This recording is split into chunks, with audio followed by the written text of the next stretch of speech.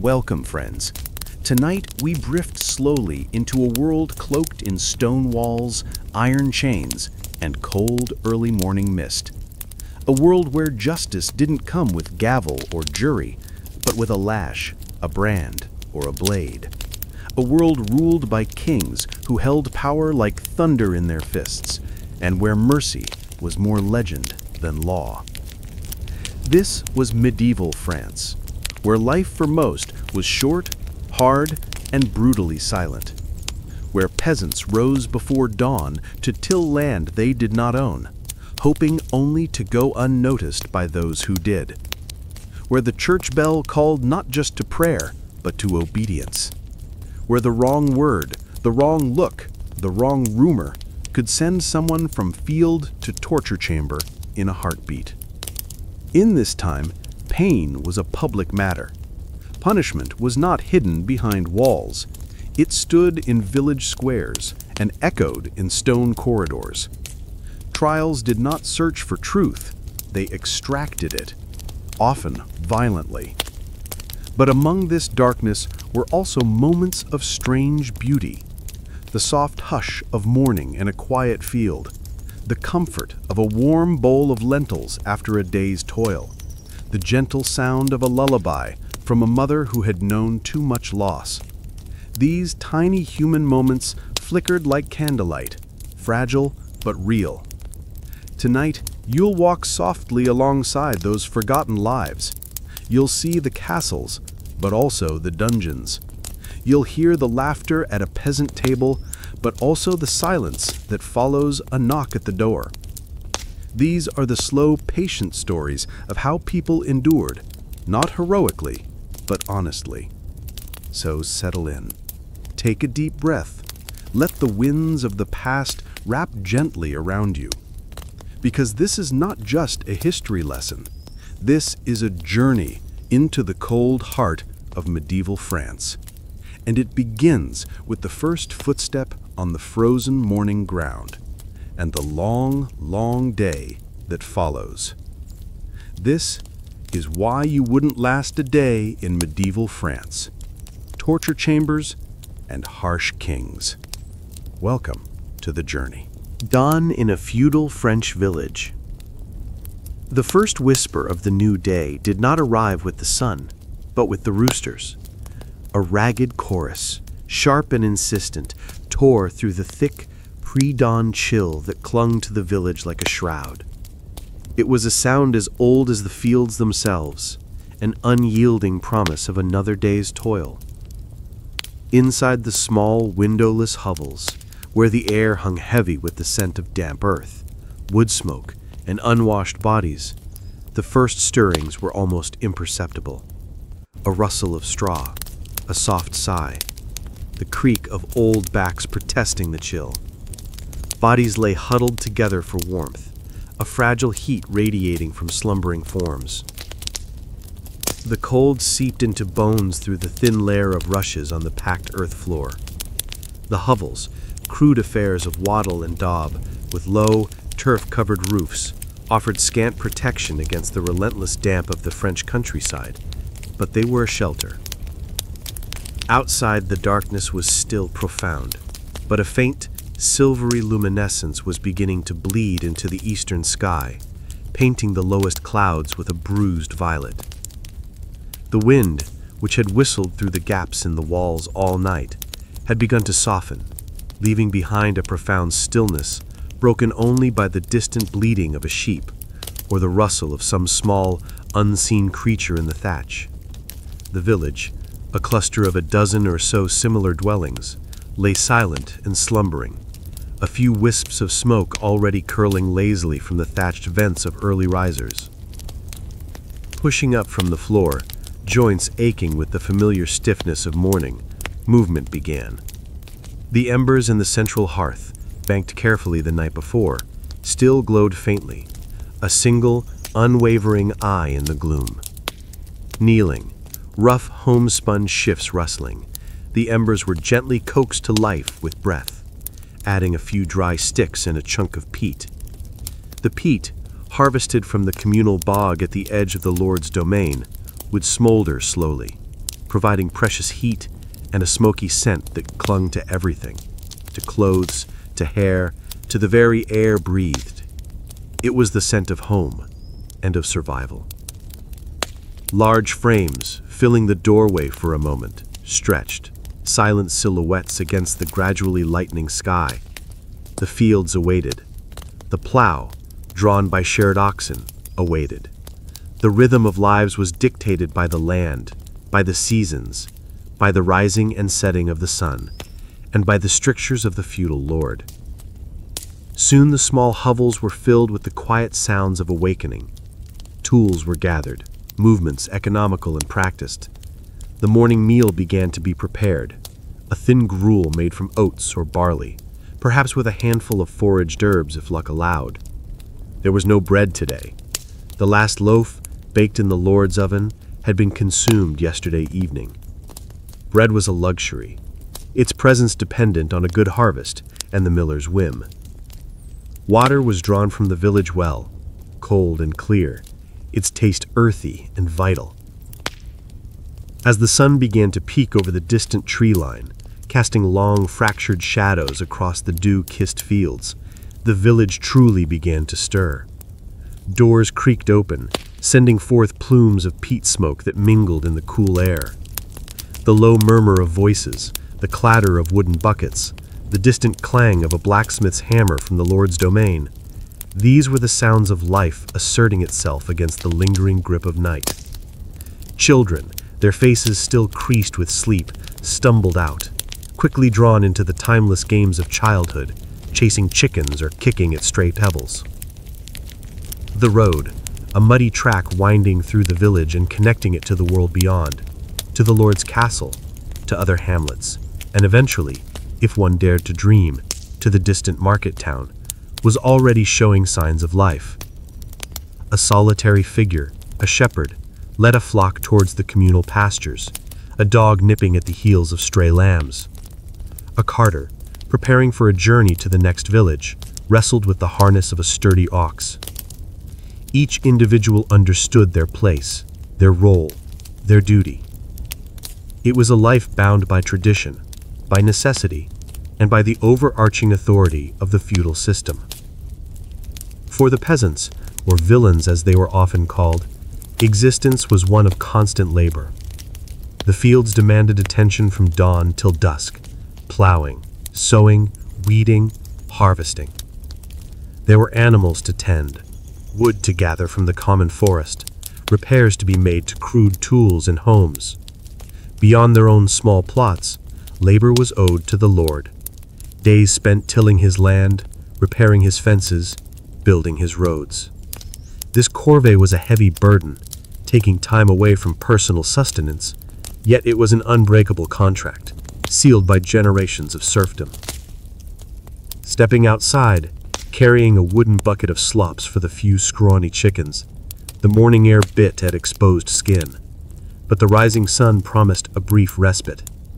The light illuminated the humble reality of lives, the cracked earth, the rough-hewn timbers, the patched roofs.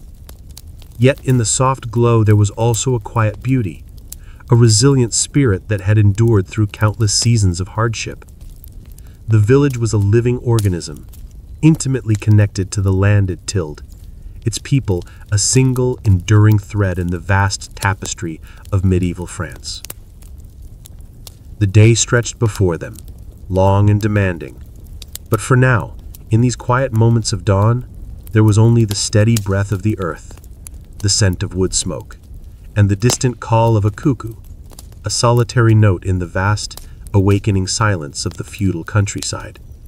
The promise of the sun, now fully risen, was not of ease, but of light to work by, of warmth to ward off the chill, and the relentless, immutable march of another day in a life lived by the unforgiving rhythms of the land. Life under the Lord's castle. Beyond the scattered hovels and the tangled edges of the village lay the castle, an imposing silhouette against the sky. Its presence dominated the horizon, a constant, unyielding reminder of the power that governed every aspect of village life. Stone walls, thick and gray, rose from the earth like an extension of the very bedrock, pierced by arrow slits and crowned with battlements. From the heights of its keeps, the Lord's gaze, or that of his bailiffs and men-at-arms, could sweep across the entire demesne, encompassing fields, forests, and the huddled cluster of peasant homes. The castle was not merely a dwelling, it was the unblinking eye of the feudal system. Life in the village flowed directly beneath the shadow of this formidable structure. The air carried the faint, distant sounds of its activity, the clatter of armored dutes on cobblestones, the neigh of a warhorse, perhaps the boisterous laughter from a feast within its great hall. Sounds utterly alien to the quiet, earthy existence of the villagers. The smells, too, were different. Not the pervasive peat smoke and damp earth of the hovels, but perhaps the richer aroma of roasting meat, the tang of spiced wine, or the sharp scent of polished leather and metal. These were the distant, almost mythical sense of nobility, a world entirely separate and yet inextricably linked. The feudal system was not an abstract concept, it was the rigid framework of existence. Land, the most precious commodity, was not owned by those who tilled it. It was held by the Lord, granted to him by a greater noble or the king, in exchange for military service and loyalty. In turn, the Lord leased small strips of this land to the peasants, the serfs, who were bound to it, not truly free. This bond meant an inability to leave without the Lord's permission, a life defined by obligations and duties owed to it. The land provided sustenance, but the right to use it was a privilege, not a birthright. For this privilege, heavy dues were paid. A portion of every harvest, often a significant tenth or even a third, known as the tithe or rent in kind, was carted to the Lord's granary. Beyond the direct produce, labor was a constant demand. The fields of the Lord's domain, the domain land reserved for his exclusive use, had to be plowed, sown, and harvested by village hands. This corvée, or forced labor, consumed precious days, especially during peak seasons when every moment was critical for their own crops. Building and maintaining roads, repairing the castle walls, digging ditches, all fell under the peasants' obligations. The village itself, a collection of humble dwellings, was functionally integrated into the Lord's economy. The communal mill, where all grain had to be ground, was owned by the Lord, and a fee, often a portion of the flour, was exacted for its use. The oven, essential for baking bread, was also the Lord's, and a similar toll was paid to bake a family's loaves. The winepress, if one existed, likewise brought revenue to the Lord. These banalities, as these monopolies were called, ensured that even basic necessities contributed to the Lord's wealth and control. The power hierarchy was stark and visible. At the apex stood the Lord, often a knight, baron, or count, residing within the castle walls. His word was law within his demesne. Below him were his vassals, or knights, who owed him military service and managed parts of his lands. Further down the hierarchy were the bailiffs and stewards, the Lord's direct administrators, responsible for collecting dues, overseeing labor, and enforcing justice. These were the direct points of contact for the villagers, their faces often stern, their authority absolute. The villagers, the villeins or serfs, occupied the lowest rung. Their lives were circumscribed by custom and dictated by the Lord's decrees. Freedom, as later ages would understand it, was unknown. Marriage outside the Lord's demesne required a payment, and inheritances often incurred a fee. Even the death of a peasant could mean a payment to the Lord, a form of heriot, often the best beast or piece of property. This constant extraction of labor, goods, and money ensured the Lord's lavish lifestyle and funded his military ventures, while keeping the peasantry in a perpetual subservience. The castle was therefore not just a fortress, it was the heart of this economic and social engine. Its thick walls offered protection, theoretically, against outside raiders, a service for which the peasants paid dearly. But more fundamentally, It was a symbol of domination, a visible representation of who held power and who did not. The Lord provided order, protection, and a semblance of justice, but at a profound cost to the liberty and prosperity of those who tilled his lands. The sounds of the distant castle during the day were of activity, shouts from the training yard, the clanging of blacksmiths forming armor, perhaps the cries of a hawk from the mews. These were the sounds of a world of privilege and military might, a world that consumed the fruits of the peasants' labor. The air around the village might carry the sweet scent of new-mown hay or the sharp tang of a blacksmith's forge from their own humble endeavors, but always beneath it was the subtle, unyielding aroma of power emanating from the stone fortress on the hill. It was a life lived under an omnipresent authority where survival meant adherence to an ancient, unyielding contract written in the very soil. The market day. The promise of market day stirred the village from its routine like a stone dropped into a still pond. It was an event that broke the relentless cycle of field work, offering a glimpse of a world beyond the narrow confines of the Lord's domain. From before dawn, a subtle anticipation hummed in the air. The familiar smells of peat smoke and damp earth began to mix with the sharper sense of preparing goods. The tangy aroma of fresh goat cheese, the earthy smell of newly dug turnips, the faint, sweet scent of honey. Wooden carts, often just simple frames on solid wheels, were already being loaded with meagered produce. A few chickens, a basket of eggs, perhaps a small bundle of herbs foraged from the forest edge. The journey to the market town, often several hours' walk, began while the morning mist still clung to the low-lying fields. The muddy track, usually quiet save for the occasional passing cart, now saw a steady trickle of villagers, their faces etched with a mixture of hope and weariness. Children, though often tasked with carrying small bundles, found a rare spark of excitement in the prospect of the town, its bustling streets a stark contrast to the quietude of their homes. This path was a lifeline, connecting isolated hamlets to a wider network of exchange, however limited. Upon arrival, the senses were immediately assaulted. The market square, usually just a wide, dusty expanse, had transformed into a cacophony of sights and sounds. Booths, hastily erected from canvas and rough timber, lined the perimeter, displaying wares that dazzled after the monotony of village life. The air thrummed with the collective chatter of hundreds of voices, the rhythmic calls of vendors hawking their goods, the eager whispers of buyers, the lowing of livestock, the distant clang of a cooper's hammer. This was the vibrant pulse of medieval commerce, raw and unrefined. The smells were an overwhelming tapestry. The sharp, metallic tang of the blacksmith's forge mingled with the sweet, cloying aroma of fresh bread from the baker's stall. The pungent odor of unwashed wool and cured hides fought with the earthy smell of root vegetables and the sickly sweet smell of a butcher's meat.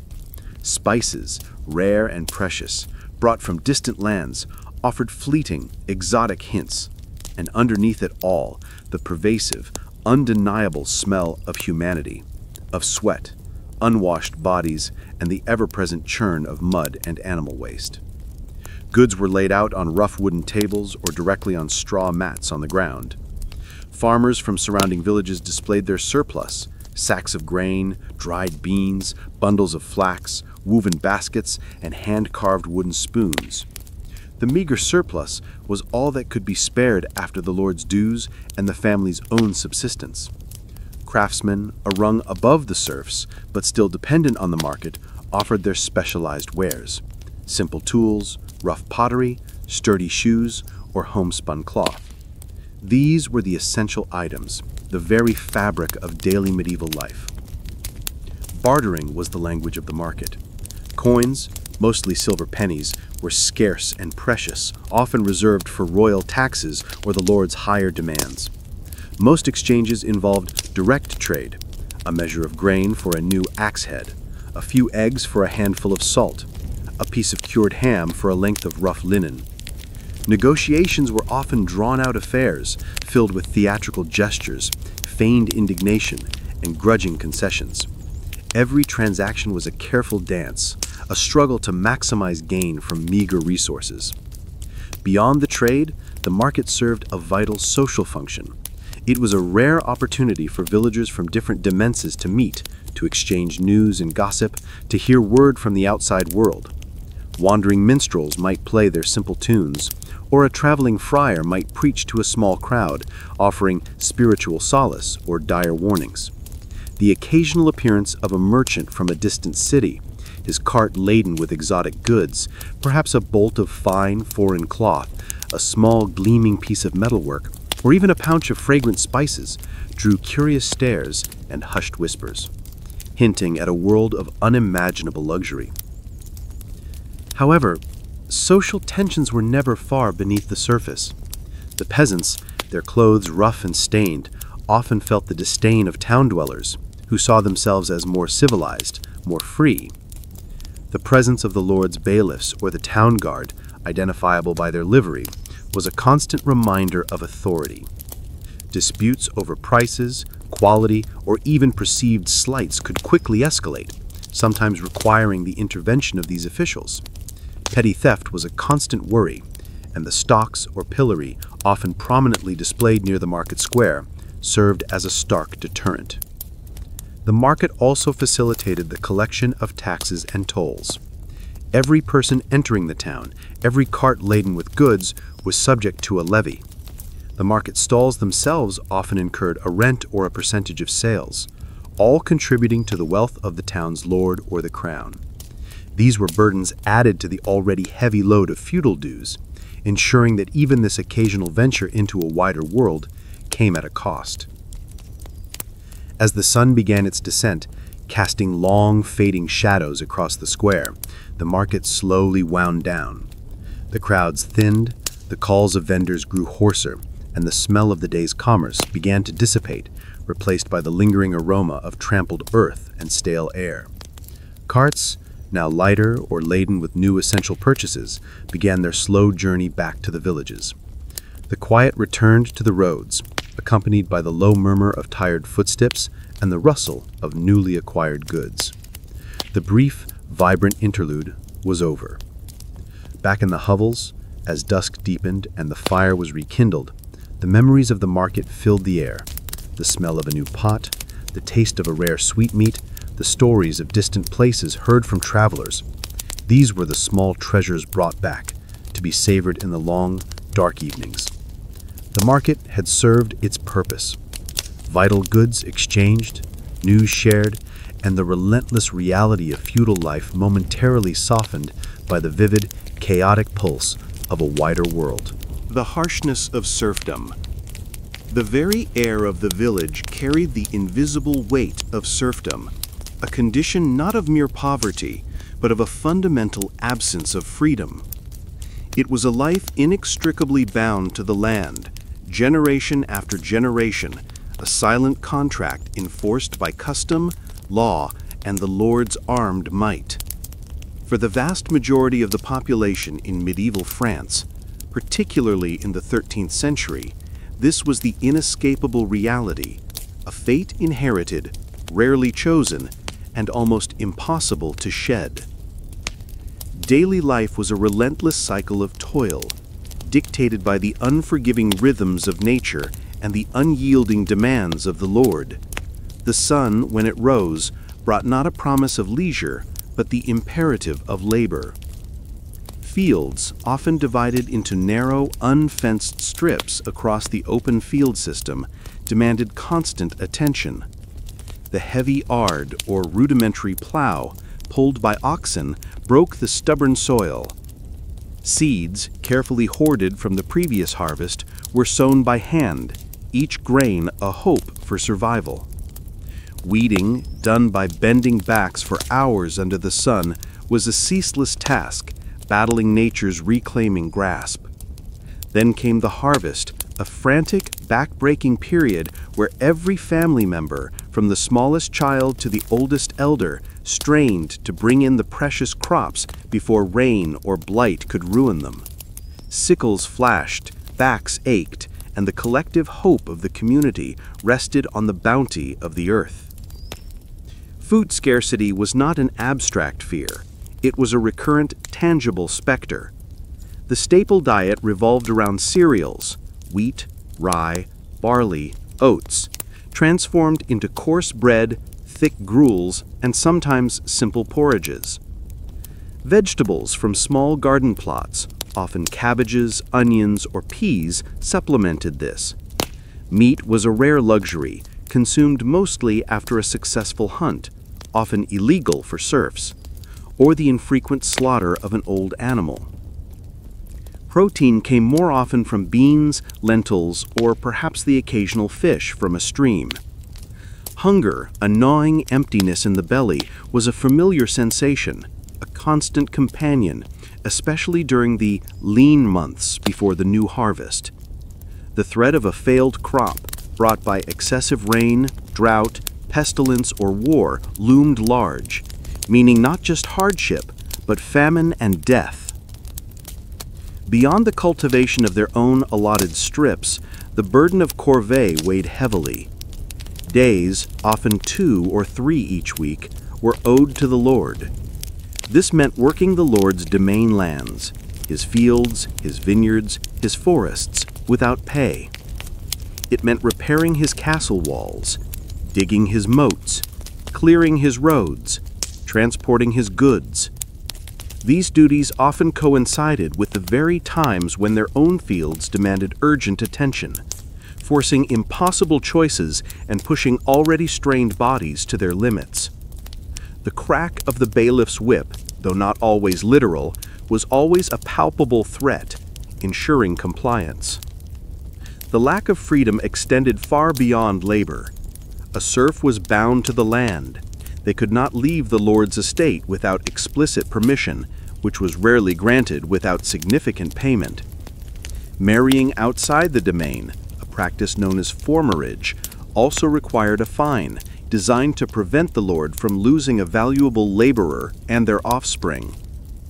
Upon death, a payment known as heriot was often exacted.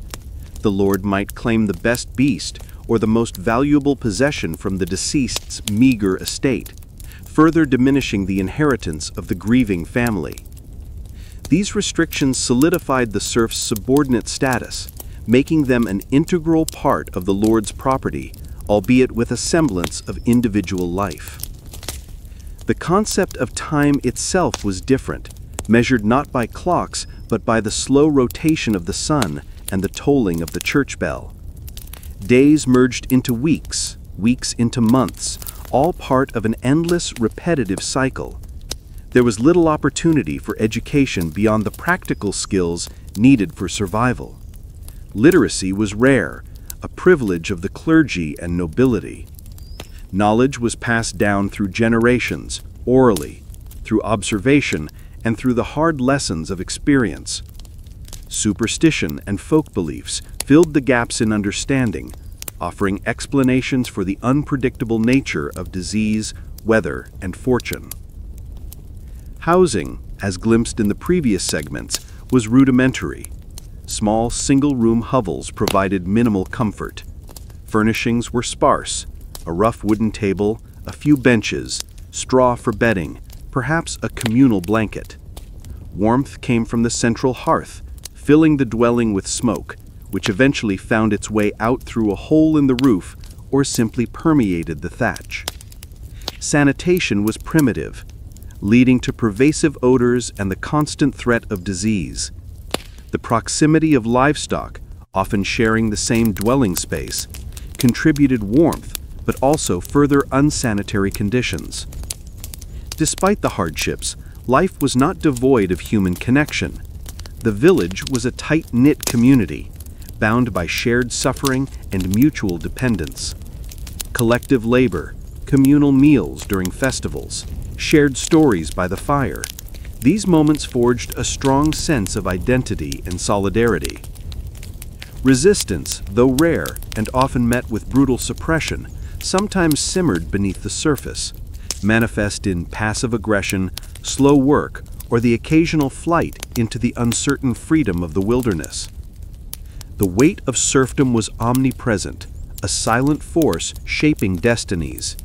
It was a life of constant negotiation with the elements, with disease, and with the arbitrary power of the Lord.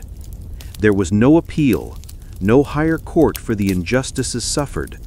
The peasants' world was bounded by the Lord's domain, their future dictated by the harvest, and their freedom an abstract concept, glimmering faintly in stories of distant towns or in the desperate dreams of escape. This was the enduring, unyielding harshness, the bedrock upon which the entire feudal structure was built. The medieval French justice system, particularly in the 13th century, was a stark tapestry woven from custom, religious doctrine, and the raw exercise of power. It was not a centralized, impartial system, as later ages would conceive it, but a patchwork of overlapping jurisdictions where the Lord's word often held more sway than any distant royal decree. The low murmur of village life, punctuated by the crowing of roosters and the clang of the blacksmith, often held an undercurrent of apprehension regarding the swift and often arbitrary hand of judgment. At the heart of the local justice system was the seigneurial court, presided over by the Lord himself, or more commonly by his appointed bailiff or seneschal. For the common folk, the villains and serfs, this was the primary and often only avenue of legal recourse. These courts dealt with the vast majority of daily transgressions, disputes over land boundaries, petty theft, damage to crops, brawls, and breaches of feudal custom. The court might convene in the Lord's great hall, a designated courtyard, or even under a large tree, its proceedings public and often intimidating. The laws themselves were a blend of ancient customs passed down through generations and the specific decrees issued by the Lord. There was no single unified legal code that applied universally across France.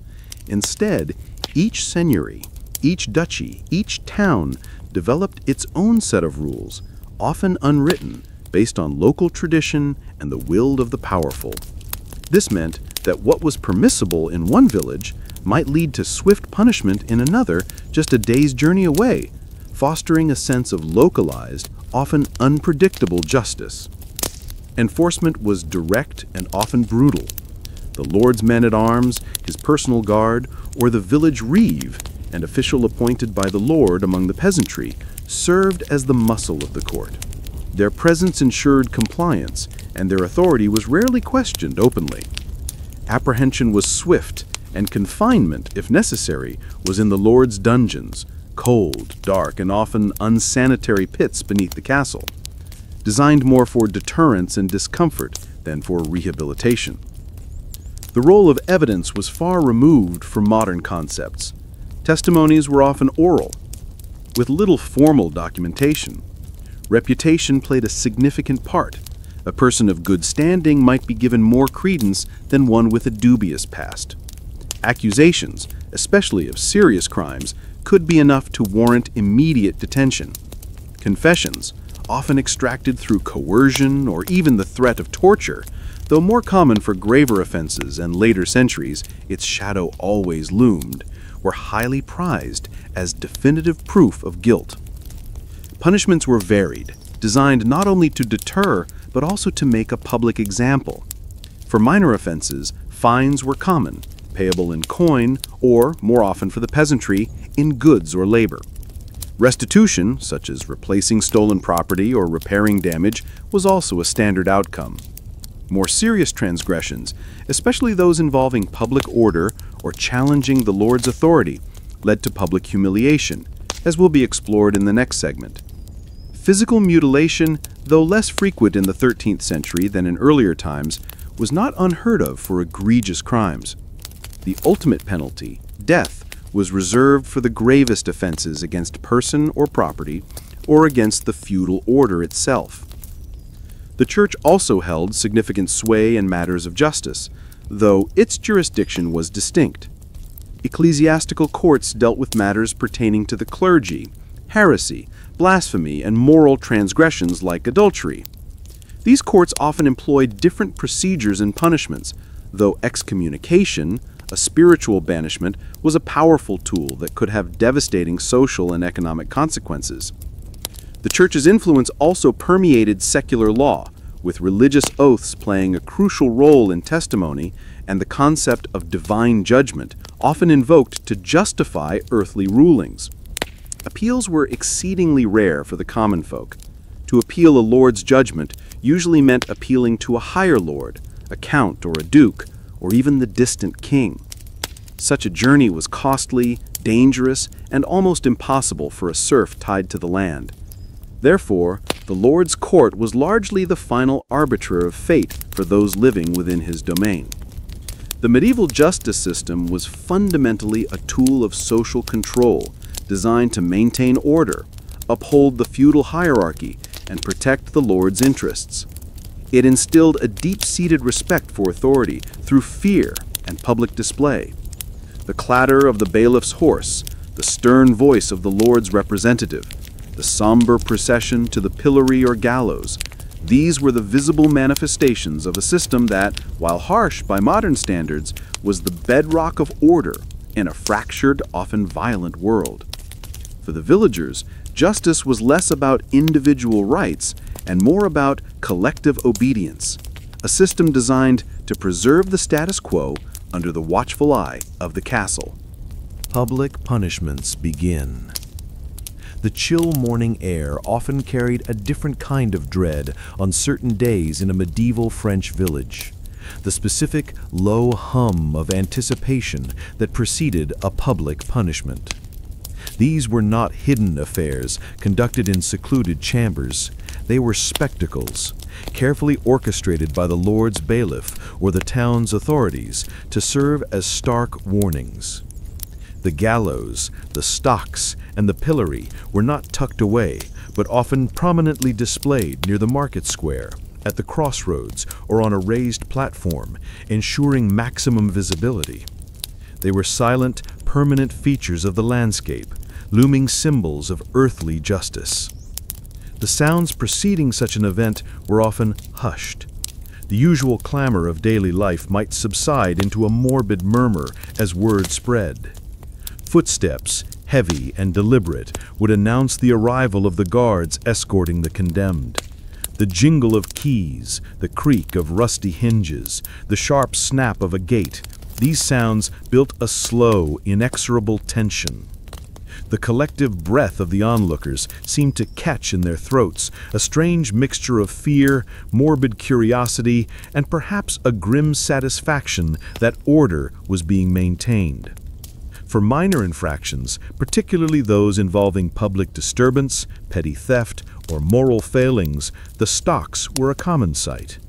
Often just heavy timber planks with holes for ankles and sometimes wrists, they were an instrument of discomfort and, more powerfully, public shaming.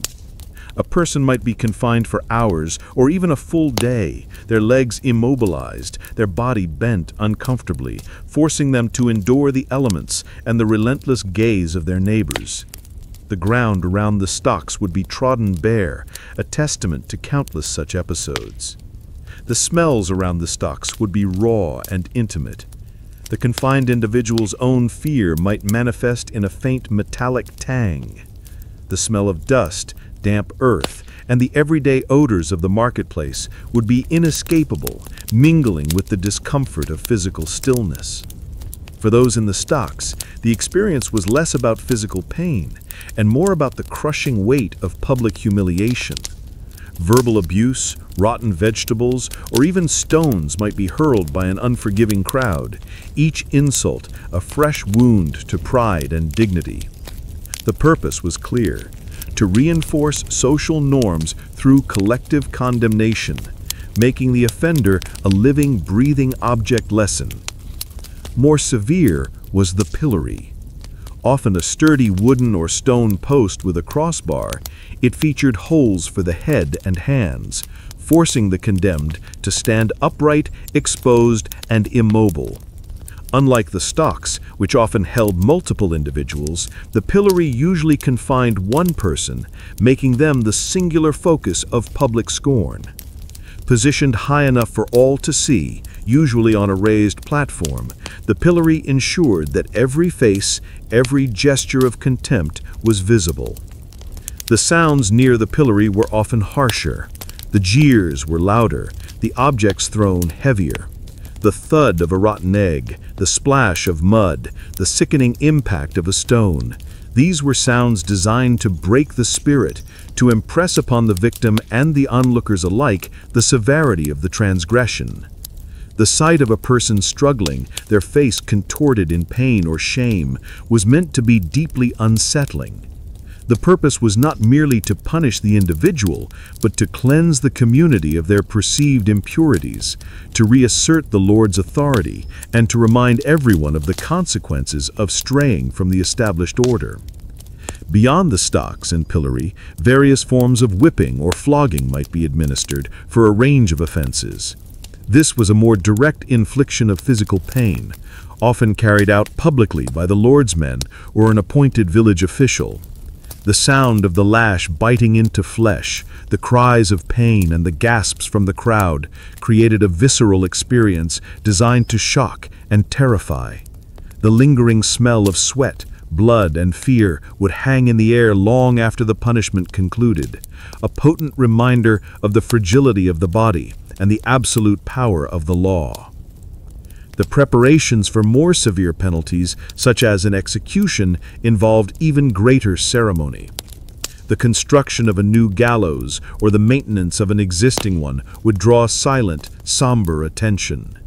The arrival of the executioner, often an isolated figure from outside the community, would elicit a mixture of fear and revulsion. The slow, deliberate procession of the condemned, often accompanied by a priest offering last rites, was a deliberate performance designed to be deeply ingrained in the collective memory. The final pronouncement, the solemn words of the bailiff, would cut through the silence. The creak of the rope, the sudden drop, the gasps of the crowd. These were the sounds that marked the absolute finality of justice. The sight of a lifeless body swinging in the wind was a chilling tableau, an ultimate warning etched into the minds of all who witnessed it. These public punishments were integral to the medieval justice system. They required no elaborate prisons for long-term incarceration, which were costly and rare. Instead, they leveraged the power of shame, pain, and fear to maintain social order and obedience. They transformed the offender into a living, breathing example, a tangible representation of what happened when the rules, whether customary or decreed, were broken. For the people of the village, these spectacles were a stark reminder that the Lord's justice, though sometimes slow, was inexorable, and its visible manifestations were woven into the very fabric of their daily lives. The role of the Church in justice. The pervasive influence of the Church in medieval France extended far beyond spiritual salvation. It was an undeniable force in the very fabric of daily life, and particularly in the intricate web of justice. The soaring spires of the village church, taller and more enduring than any other structure save the Lord's castle, stood as a constant reminder of God's watchful eye, and through it, the church's earthly power.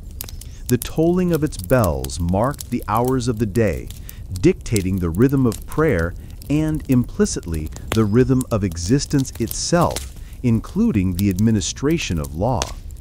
The church's jurisdiction was distinct from, yet often intertwined, with the secular courts of the lords and kings. Ecclesiastical courts, presided over by bishops, abbots, or their appointed officials, held sway over a wide array of matters.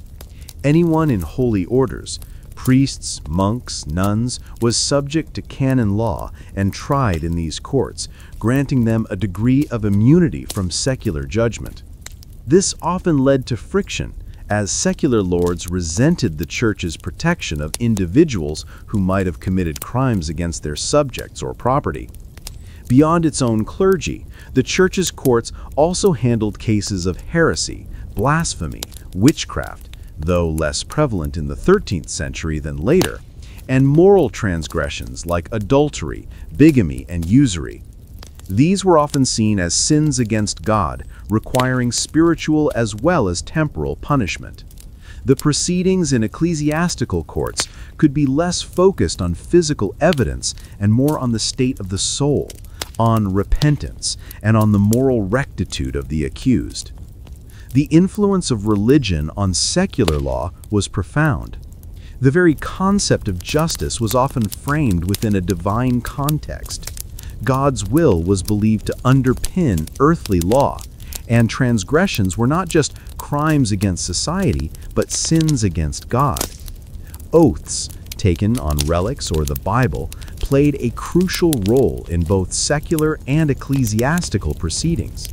A false oath was not merely perjury, but a grave sin with eternal consequences. This belief in divine judgment lent a heavy moral weight to all legal pronouncements. For offenses like heresy, the Church's power was absolute and terrifying. The Inquisition, though nascent in the early 13th century and formalizing later, began to establish its presence, particularly in regions like Languedoc, combating movements like the Cathars. The procedure in these tribunals differed significantly from secular courts. The identity of accusers might be kept secret, and the burden of proof often fell heavily on the accused to prove their innocence. Confession was paramount, seen as a sign of repentance and the path to salvation. The methods for extracting confession in ecclesiastical courts, particularly for heresy, could be grim. While the Church itself initially forbade clergy from actively torturing, it could and did allow secular authorities to apply torture in cases it investigated, effectively outsourcing the physical coercion. The logic was that the Church simply passed the accused to the secular arm for punishment, once guilt was established or confession extracted, maintaining a legalistic distance from the direct infliction of pain.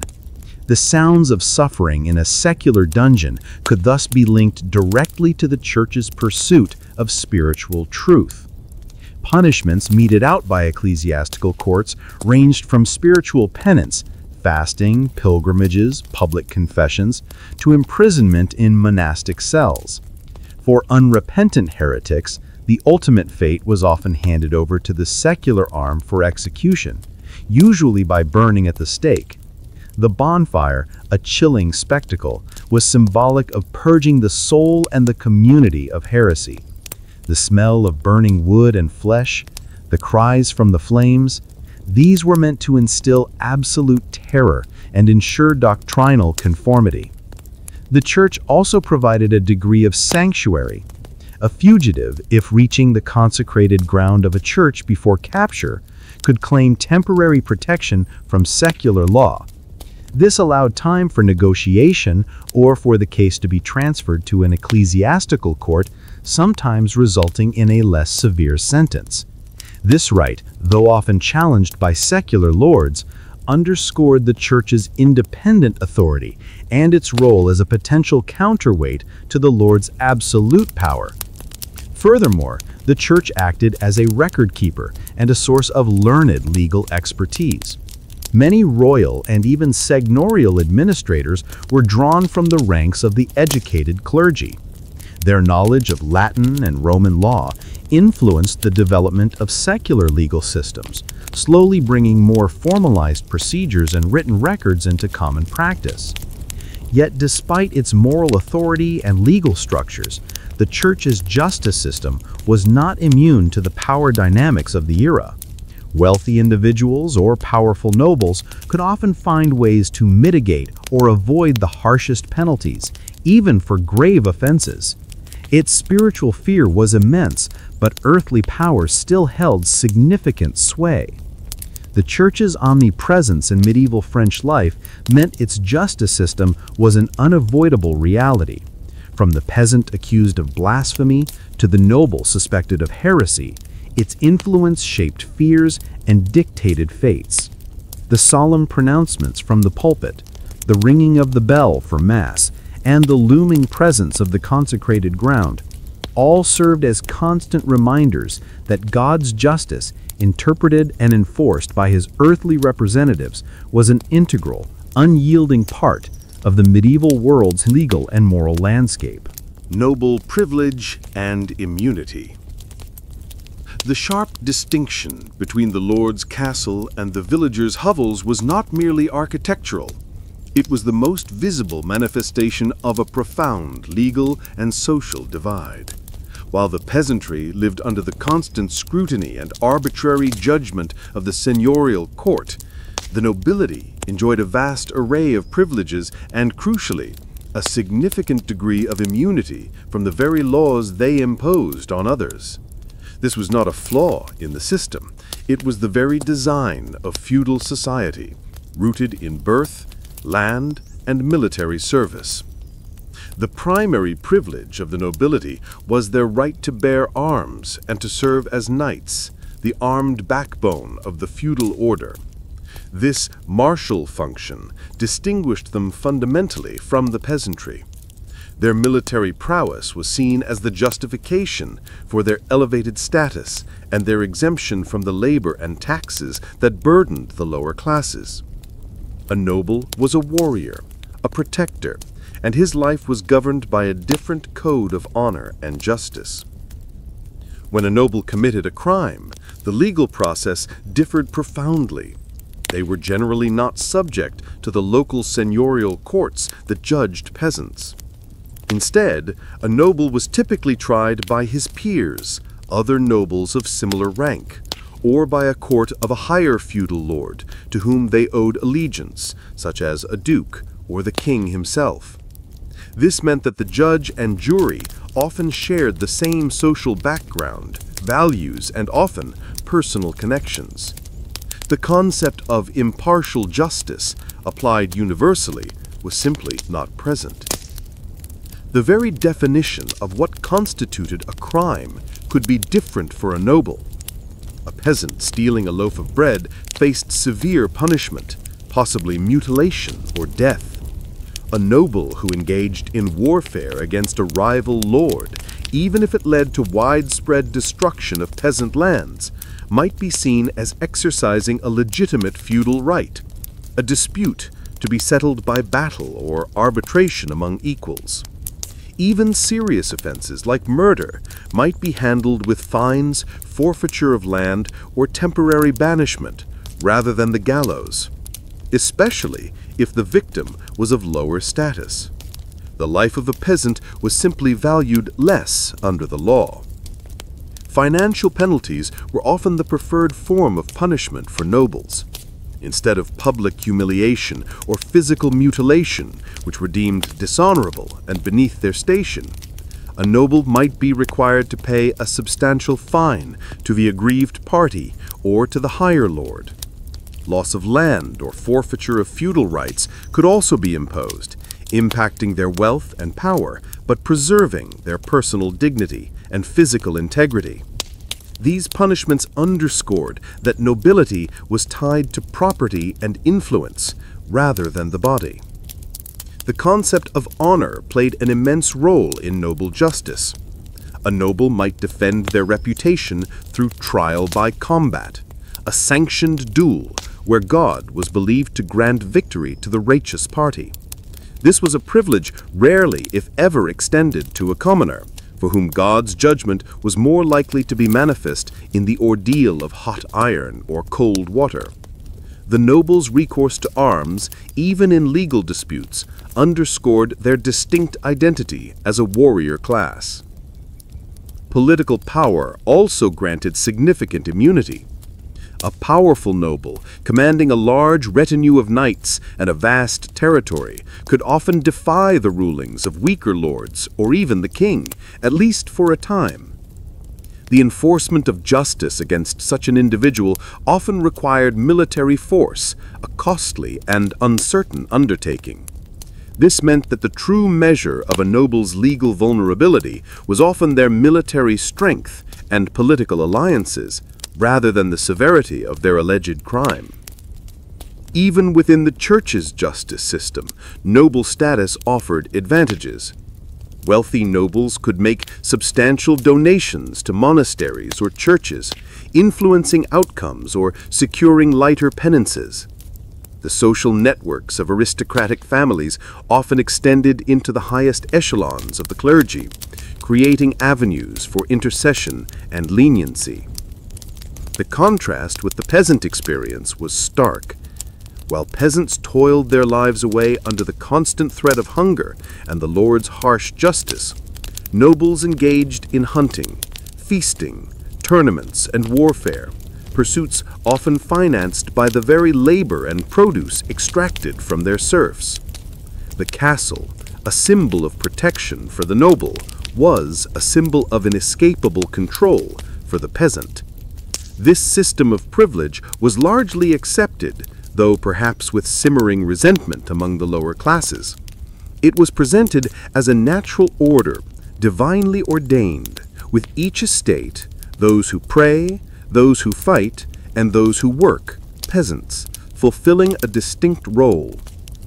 The noble, by virtue of birth and military function, was simply above the common law that governed others. The sight of a noble riding through the village, richly dressed, perhaps accompanied by armed retainers, was a powerful visual reminder of this disparity. While the villagers lived in rough homes, their bodies marked by labor and exposure, the noble's body was a protected vessel, subject to a different set of rules, enjoying privileges and immunities that allowed them to live by a code that was entirely their own.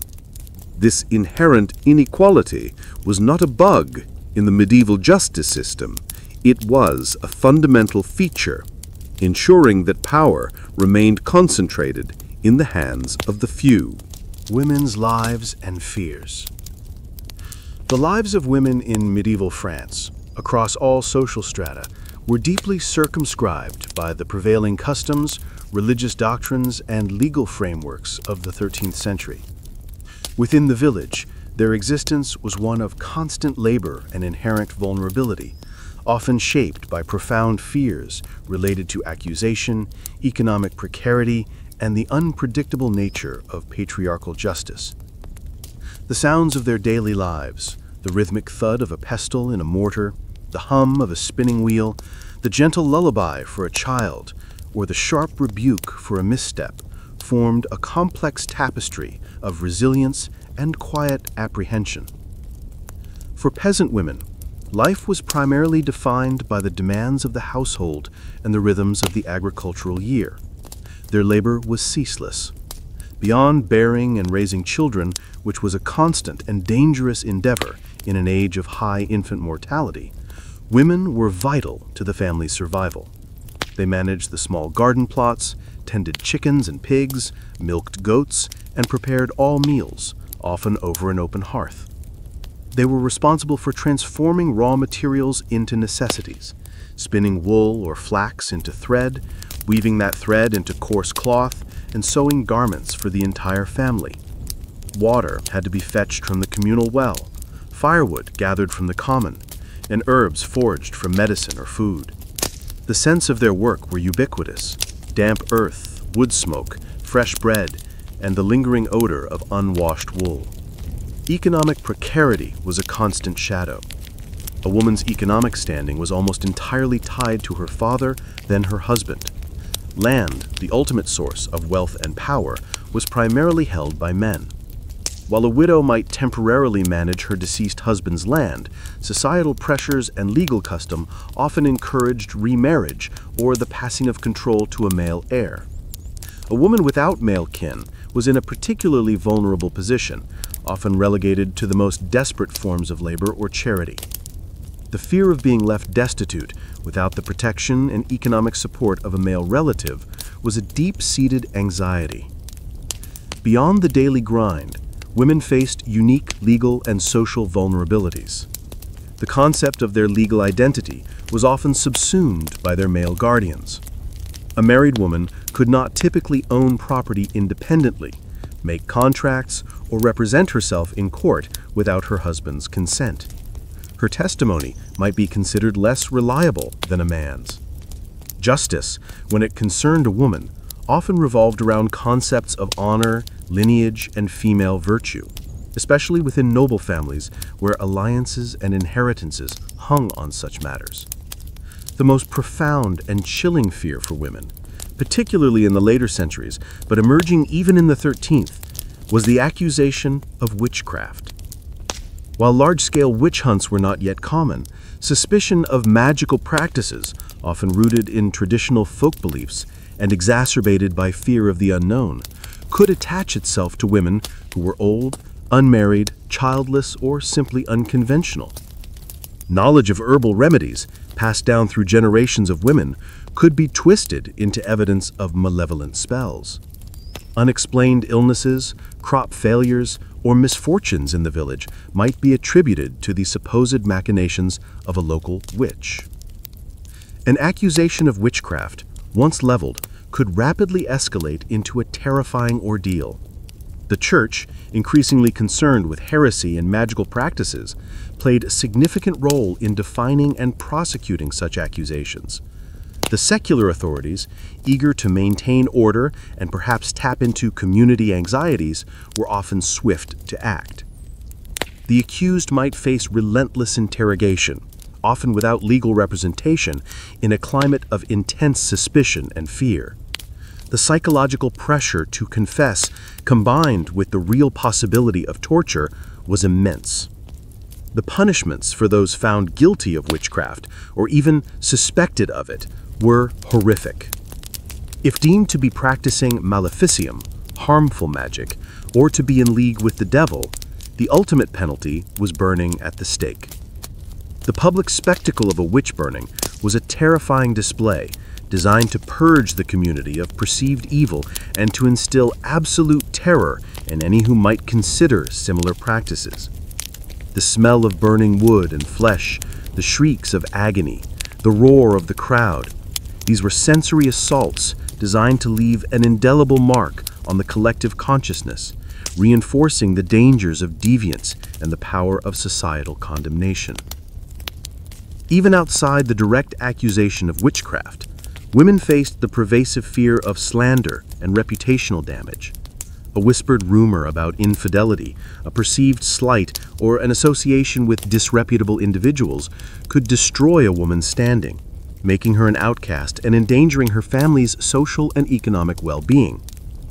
Punishments for sexual transgressions, particularly for women, were often public and humiliating, such as being paraded through the village or forced into the stocks. Despite these immense pressures and vulnerabilities, women were not simply passive victims. They possessed formidable resilience, practical wisdom, and strength. They formed networks of mutual support within the village, sharing knowledge, assisting in childbirth, and offering comfort. Their daily labor was indispensable, making them essential, if often unacknowledged, pillars of the medieval economy. Their fears were real, deeply felt, and often justified, but they navigated their lives with a quiet courage, their existence a testament to enduring strength in a harsh, patriarchal world. The trial by ordeal, before the formalization of judicial procedures and the widespread adoption of evidence-based trials, a chilling and profound method for determining guilt or innocence, permeated medieval justice, the trial by ordeal. This practice was not based on human reason or forensic examination, but on the fervent belief that God, in His infinite wisdom, would miraculously intervene to reveal the truth. The very air around such an event would crackle with a unique blend of solemnity and terror, a testament to the absolute faith in divine judgment.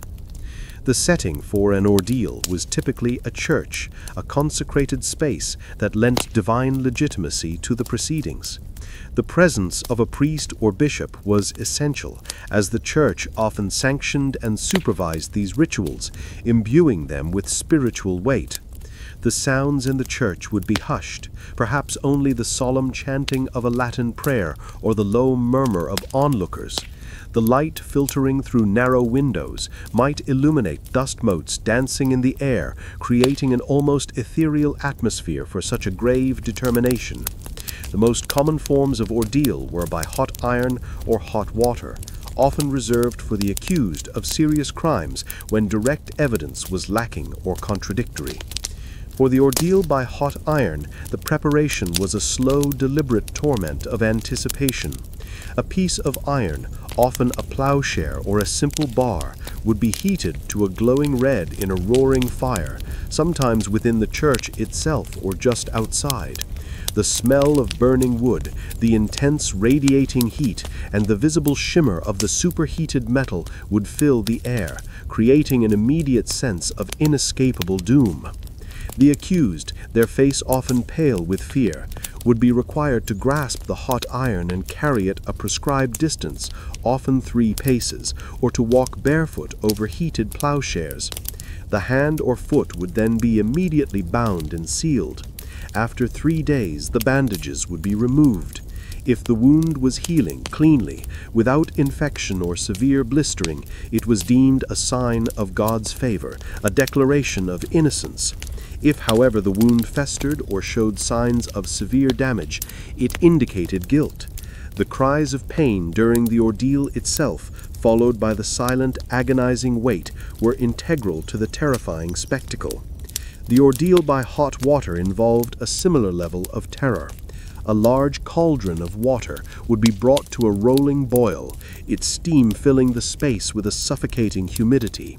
The accused would be required to plunge their bare arm into the scalding water to retrieve a small stone or ring from the bottom. Again, the arm would be immediately bounded and inspected after 3 days. A clean, healing wound signified innocence, while severe burns and infection proved guilt. The sounds of bubbling water, the hiss of flesh, the sharp intake of breath, these created a chilling auditory landscape. A less common, but equally chilling ordeal was the ordeal by cold water, primarily used for alleged witches or those suspected of heinous crimes against nature.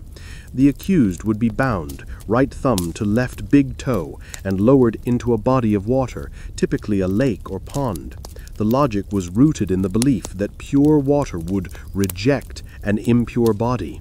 If the accused sank, it was a sign of innocence. If they floated, it implied guilt, as the water refused to accept them. The immediate danger, of course, was drowning if declared innocent. The splashing, the desperate gasps, the cold shock, and the silent, terrified faces of the onlookers would accompany this grim determination. For nobles, or in cases involving serious disputes between individuals of high status, the ordeal by combat was sometimes employed. This was essentially a judicial duel, where 2 parties or their chosen champions fought to the death or until one surrendered. God was believed to grant victory to the righteous party. The clang of steel, the grunts of exertion, the roars of the crowd, the final sickening thud of a body falling, these were the sounds of divine judgment rendered through brute force. The psychology behind these ordeals was profound. The intense fear, the pain, and the absolute belief in divine intervention often induced confessions even before the ordeal began. For those who underwent them, the physical trauma was immense, and even if declared innocent, the scars, both physical and psychological, would last a lifetime. The very uncertainty and severity of the ordeal served as a powerful deterrent, discouraging false accusations and encouraging swift, if forced, confessions. By the end of the 13th century, as Roman law and more rational legal procedures began to gain traction, particularly under the influence of the Church, which became increasingly uncomfortable with the superstitious elements, the widespread use of ordeals began to wane. A decree by the Fourth Lateral Council in 1215 prohibiting clergy from participating in judicial ordeals effectively crippled their legitimacy. However, their legacy lingered, a testament to a time when truth was sought not in reason or evidence, but in the miraculous, often brutal intervention of a divine hand. The executioner's role. In the stark tapestry of medieval French life, few figures were as reviled, feared, and simultaneously indispensable as the executioner. very mention of the word could conjure a palpable silence, a ripple of unease through any gathering.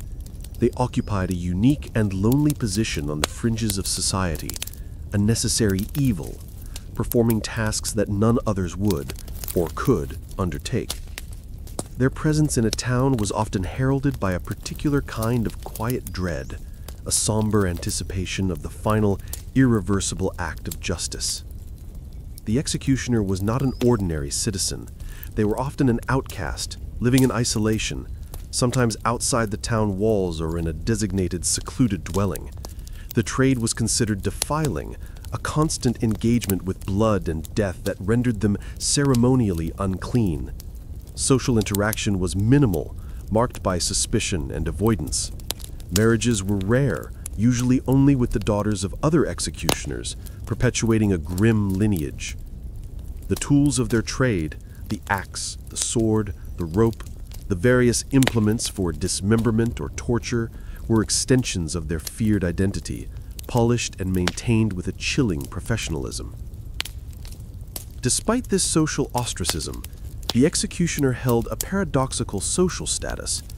They were often employees of the lord, the town council, or the king, receiving a regular salary, a rare security in an insecure age. This stable income, sometimes augmented by the right to claim the clothes or possessions of the condemned, or even the bodies themselves for medical dissection, though rarer in the 13th century, set them apart economically. Their unique skill, the ability to inflict death with calculated precision, meant that they were indispensable to the maintenance of order and the enforcement of the law.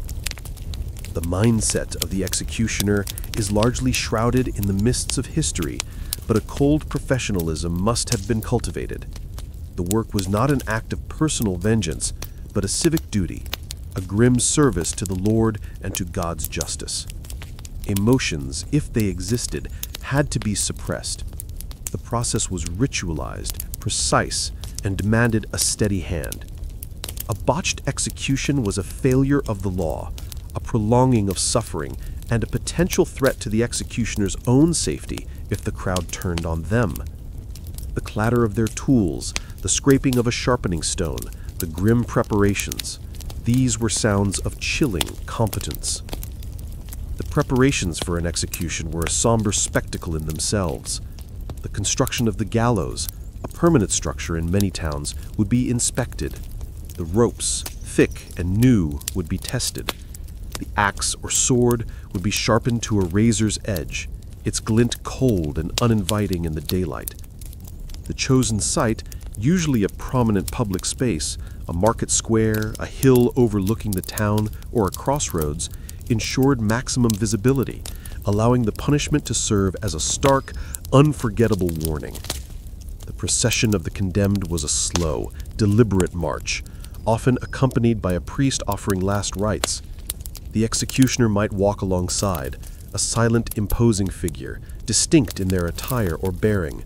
The sounds were heavy, the solemn footsteps, the low murmur of the crowd, the occasional cry of a bereaved family member, and the solemn intonation of the final pronouncement of guilt. The smell of fear, of unwashed bodies, and the damp earth hung in the air. At the gallows, the executioner's role became central. The efficiency and grim dignity of their movements were paramount. For hanging, the careful placement of the noose, the securing of the hands, the swift release of the trapdoor, each action was precise. The awful sound of the drop, the sudden cessation of movement, and the collective gasp from the crowd marked the terrible finality. For decapitation, the positioning of the block, the weight of the axe, the clean, swift stroke, these demanded immense skill and nerve. The sickening thud, the spatter of blood, and the sudden stillness were the visceral realities of their grim craft. Beyond simple executions, the executioner was also tasked with other, more gruesome forms of punishment. Dismemberment, quartering, or the display of severed body parts might be ordered for crimes of treason or particularly heinous acts, designed to instill maximum terror and leave no doubt about the consequences of defying authority. The sounds and sights of such acts were indescribable, leaving a lasting scar on the collective psyche of the community. the executioner's role was a constant reminder of the state's absolute power over life and death. They were the ultimate enforcers of the Lord's will, the visible manifestation of justice's final brutal word. While reviled and isolated, their existence was woven into the fabric of medieval society, a necessary part of maintaining order through fear. The silence that fell after their work was done, broken only by the distant sounds of wind and life, carried a profound weight, a chilling testament to the inescapable finality of their grim, essential service. The guillotine's early ancestors. Long before the French Revolution's iconic guillotine carved its name into history, the chilling concept of a falling blade as a swift instrument of execution had primitive, often overlooked ancestors. In medieval France, as in other parts of Europe, the desire for a rapid, decisive, and perhaps less messy method of decapitation led to the development of rudimentary mechanical devices. These were not the streamlined, efficient structures of the 18th century, but rather crude, heavy tools of death, their very existence a testament to the era's evolving, yet still brutal approach to capital punishment. The sounds of their operation would have been stark and unforgiving. The groan of timber, the ominous clang of a heavy blade, and the swift, sickening thud. One of the earliest and most direct antecedents was the plank and axe method, or variations thereof, used in various forms across Europe. While not a fully mechanical device, it introduced the principle of a fixed support for the head combined with a heavy, falling blade. Imagine a thick, sturdy wooden block firmly secured, perhaps at the base of a gallows or on a raised platform. The condemned would be forced to kneel or lie prone, their neck carefully positioned over the block. The executioner, rather than swinging a handheld axe with unpredictable force, would use a heavier, two-handed axe brought down with immense force directly onto the neck. The sounds would be sharp, the commands of the bailiff, the muffled prayers, the sudden terrible crack of the axe on wood and bone. One of the earliest and most direct antecedents was the Halifax gibbet in England and the mannaia in Italy, dating back to the 13th century or even earlier. While not French in origin, their concept clearly demonstrates the existing desire for a fixed blade falling mechanism.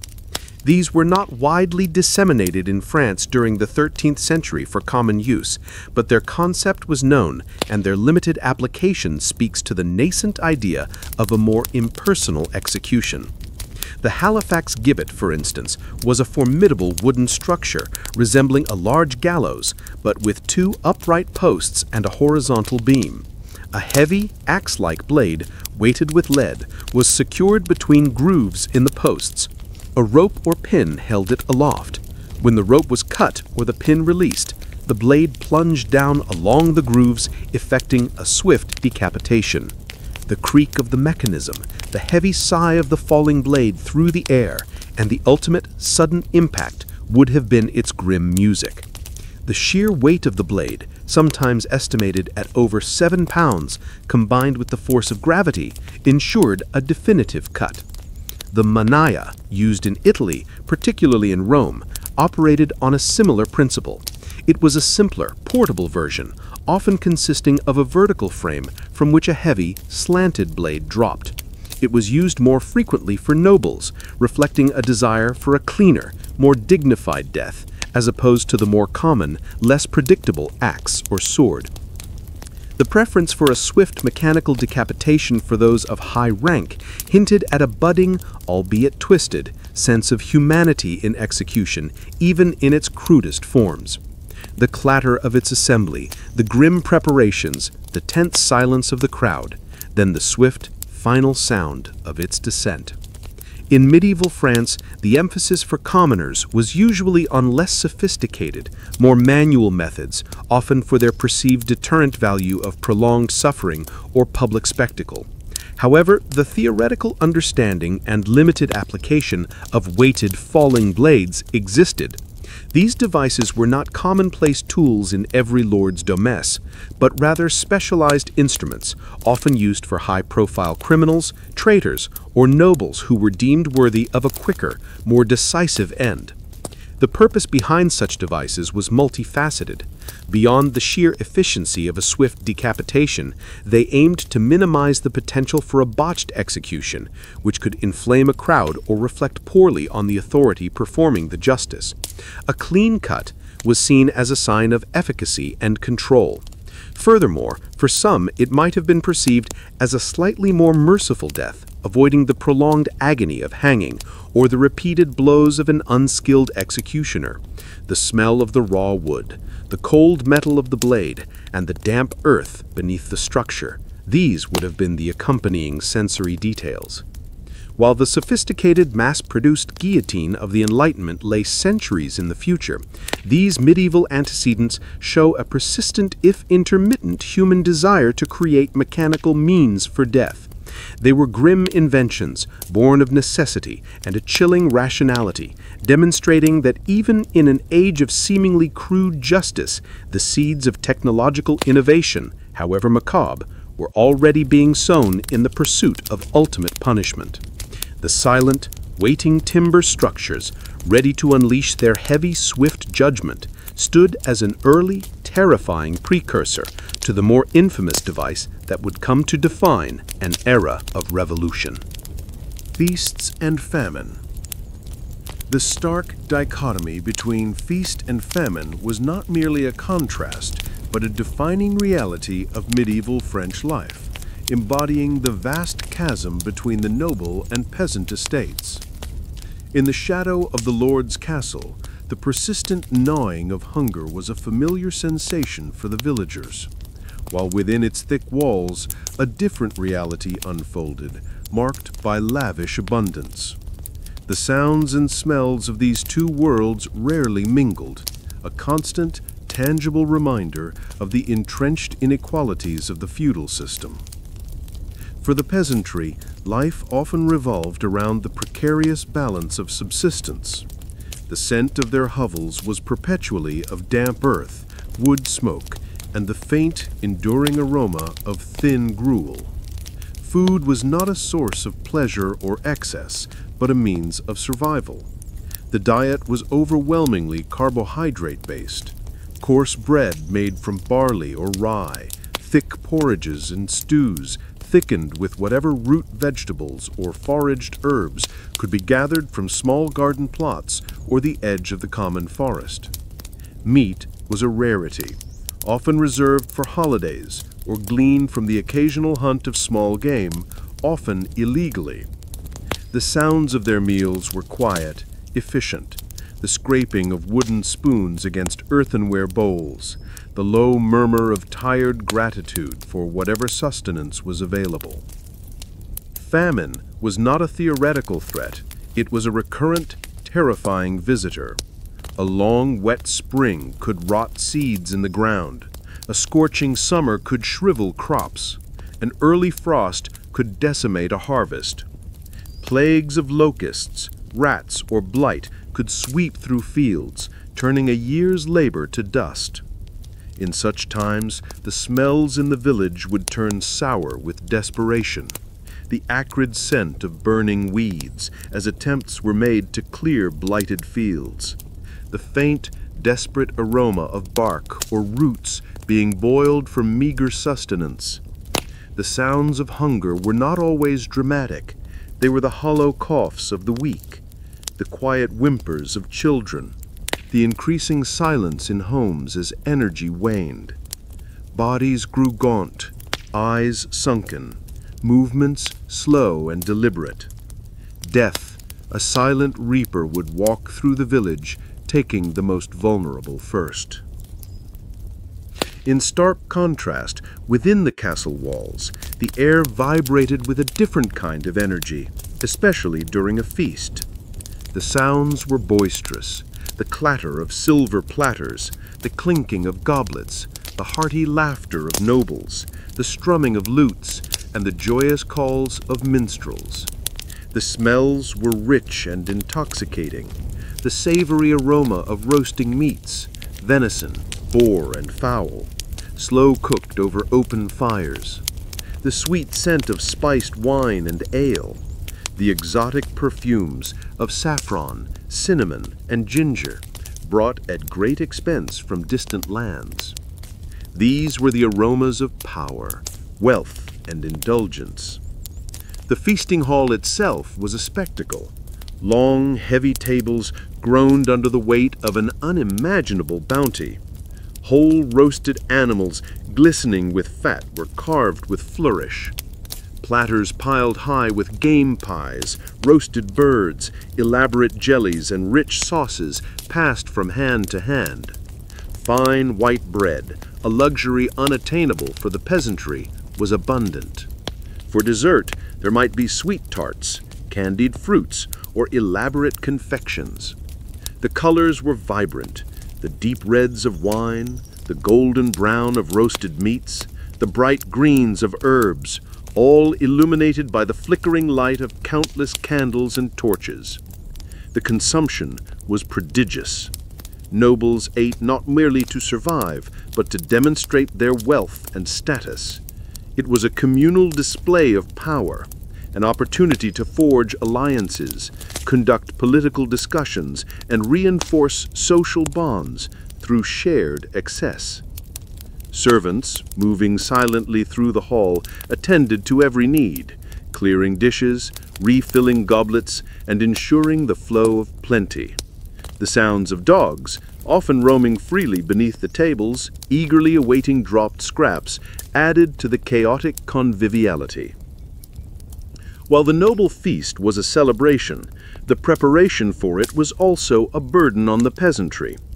Much of the produce, the animals, the grain, and the labor required to prepare such lavish meals came directly from the Lord's domain, cultivated and harvested by serf hands.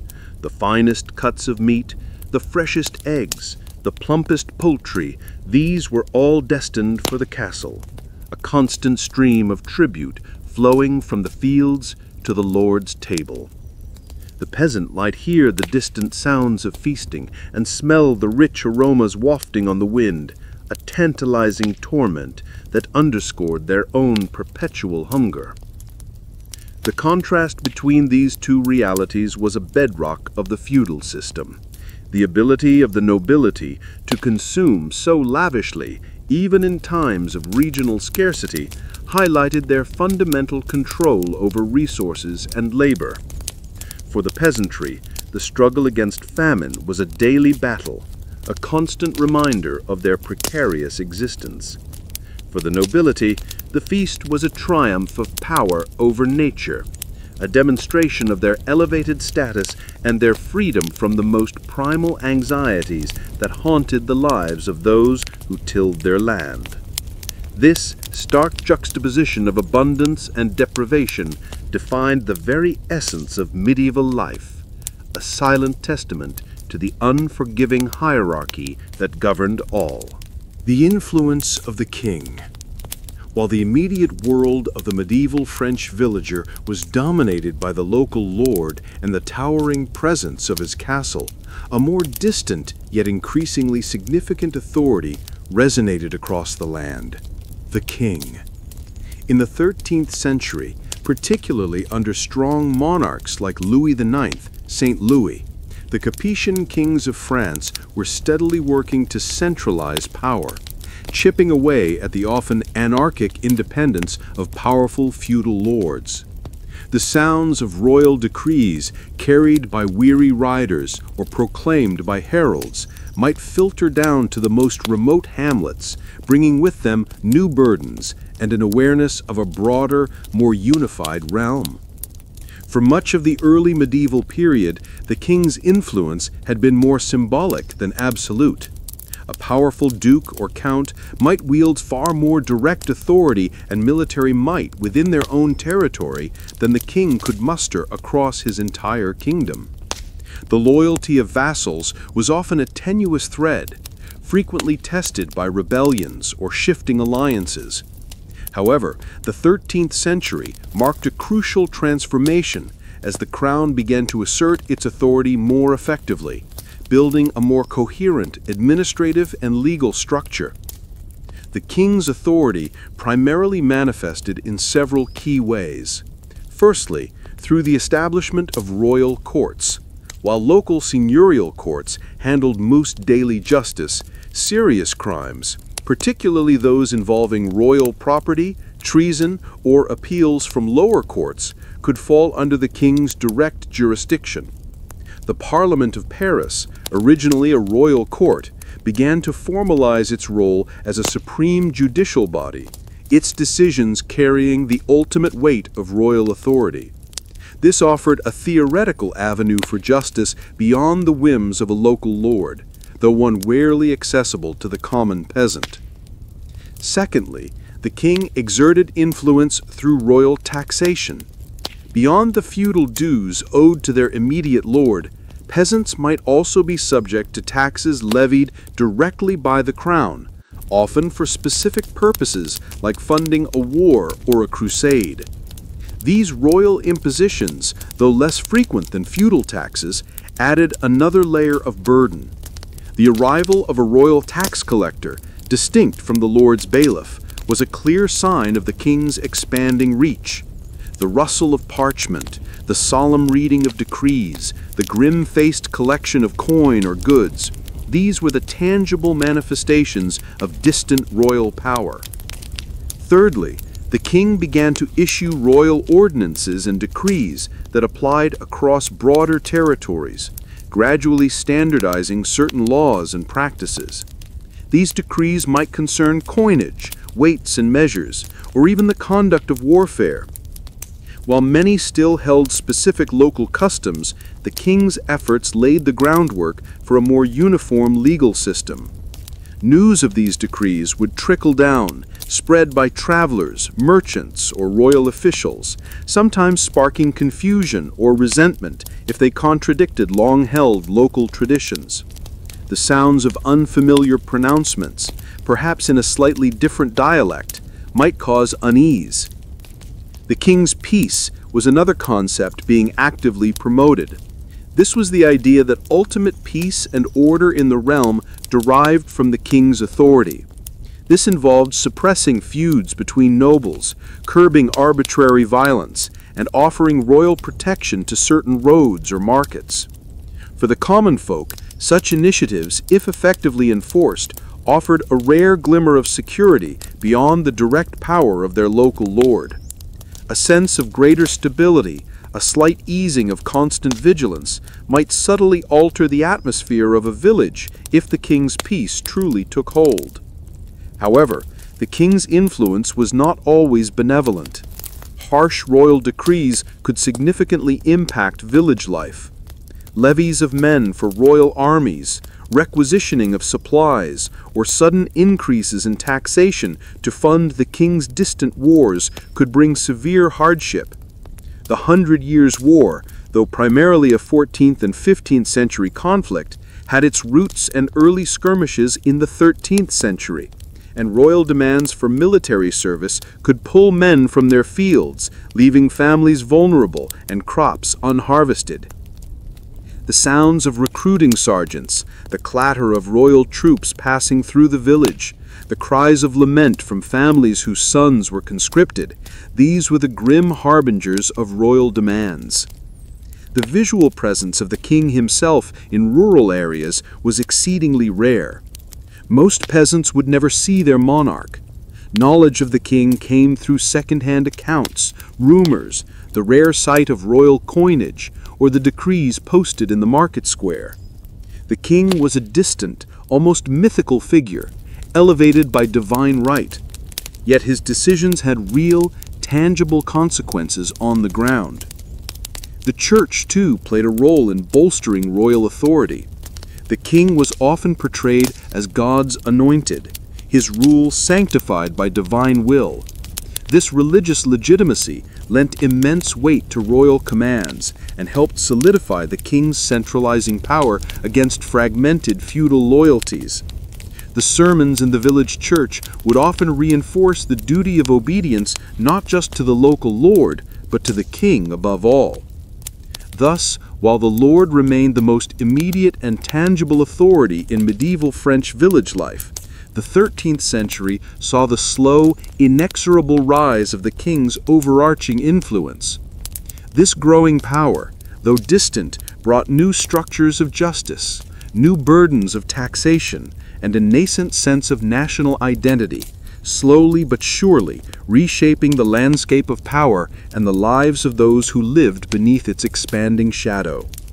The low hum of the village was gradually, imperceptibly, beginning to harmonize with the more powerful, distant resonance of the royal court. The 100 Years' War impact. Though the full, devastating fury of the 100 Years' War primarily scarred the landscape of 14th and 15th century France, its early seeds were sown in the 13th century, and the long shadows of its impending violence already touched the lives of villagers. While the 13th century enjoyed relative stability under Capetian kings, the dynastic rivalries and territorial disputes that would ignite the larger conflict were simmering. When full-scale hostilities erupted, the war became a cataclysmic force, bringing widespread devastation, disruption, and an unprecedented level of fear into ordinary lives. The sounds of distant trumpets or the sight of unfamiliar banners on the horizon could send a jolt of terror through a quiet hamlet, signifying the arrival of chaos. The primary impact on the peasantry was the sheer, brutal violence. Armies, both English and French, did not simply march along main roads, they lived off the land. This meant constant foraging, which quickly devolved into outright looting. The rhythmic tramp of soldiers' boots on the muddy tracks, the clatter of their armor, the guttural shouts of command, these sounds heralded not protection, but terror. Villages became targets, their meager resources ripe for plundering. Grain stores, painstakingly accumulated, would be emptied, livestock driven off, and homes ransacked. The lingering smell of scorched earth, of lingering smoke, and of spilled blood would hang heavy in the air after an army's passage. The presence of soldiers, whether friendly or enemy, brought an immediate and acute threat. Rapine and pillage were endemic. Lives were lost not just in direct combat, but through arbitrary violence. The cries of distress, the splintering of wooden doors, the desperate pleas for mercy, these were the intimate sounds of warfare visited upon the unarmed and vulnerable. Fields, the very source of life, were often deliberately laid waste, crops trampled or burned to deny resources to the enemy. This scorched earth policy meant immediate starvation for those whose livelihoods depended entirely on the harvest. The vast stretches of untended, ruined fields became silent testaments to the war's destructive power. Beyond the direct violence, the war brought immense economic disruption. Trade routes, vital for market days and the movement of goods, became perilous. Merchants dared not travel or demanded exorbitant fees for their risks. This cut off villages from essential supplies, making even simple tools or salt difficult to acquire. The sounds of the market, once vibrant, would grow subdued or vanish entirely. Taxation soared to fund the endless campaigns, placed on an already impoverished peasantry who now had less to give.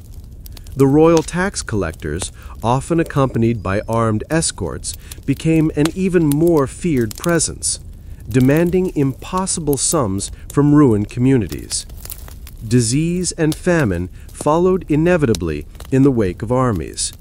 The movement of large bodies of men, often living in unsanitary conditions, spread epidemics. Starvation, a direct result of destroyed crops and plundered supplies, weakened immune systems, making the population even more susceptible. The Black Plague, arriving in the mid-14th century during the height of the war, exacerbated these conditions exponentially, decimating populations already on the brink. The smell of death, of unburied bodies, and the pervasive reek of illness would become tragically common. The silence of abandoned, plague-stricken villages was a chilling testament to the war's wider impact. The war also bred social instability. With central authority often weakened by conflict, banditry became rampant. Disbanded soldiers, desperate and without pay, formed roving bands that preyed on the countryside, adding another layer of terror to daily life. The sounds of their sudden arrival, the desperate pleas for protection, and the ensuing violence, these were a constant background threat. Peasants, already vulnerable, found themselves caught between the demands of warring lords and the depredations of lawless bands. The very landscape changed. Fortifications, hastily constructed or abandoned, scarred the land. Villages that once stood proudly were reduced to ruins, their timber and stone plundered for other uses. The sight of crumbling walls, of burnt-out hovels, and overgrown fields where thriving communities once stood became tragically common. Many villages were simply abandoned, their populations fleeing to towns or seeking refuge in forests, creating a demographic shift and leaving vast tracts of land uncultivated. Even for those not directly in the path of armies, the war permeated daily life. Men were conscripted into service, leaving fields untended and families without their primary laborers. News of distant battles, often distorted and exaggerated, fueled a pervasive sense of anxiety. Prayers in the village church would take on a new urgency, beseeching divine intervention to end the bloodshed and protect their fragile existence. The 100 Years' War was not merely a conflict between kings. It was a profound, devastating rupture in the fabric of medieval French society. It brought untold suffering to the peasantry, disrupting their lives, destroying their livelihoods, and exposing them to levels of violence and insecurity rarely seen before. The sounds of battle, the cries of despair, the smells of burning and decay, and the sight of ruin became the grim backdrop against which a generation of villagers struggled for mere survival, a stark testament to the true cost of distant royal ambition. Taxes and tithes. The rhythms of medieval French village life were inextricably tied to the land, but equally pervasive were the rhythms of extraction, the relentless demands for taxes and tithes.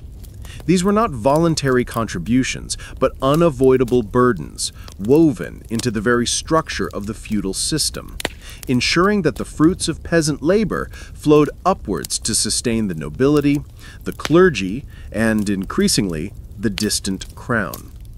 The arrival of the collector, whether the lord's bailiff or the church's agent, brought with it a palpable tension, a quiet, almost resigned dread.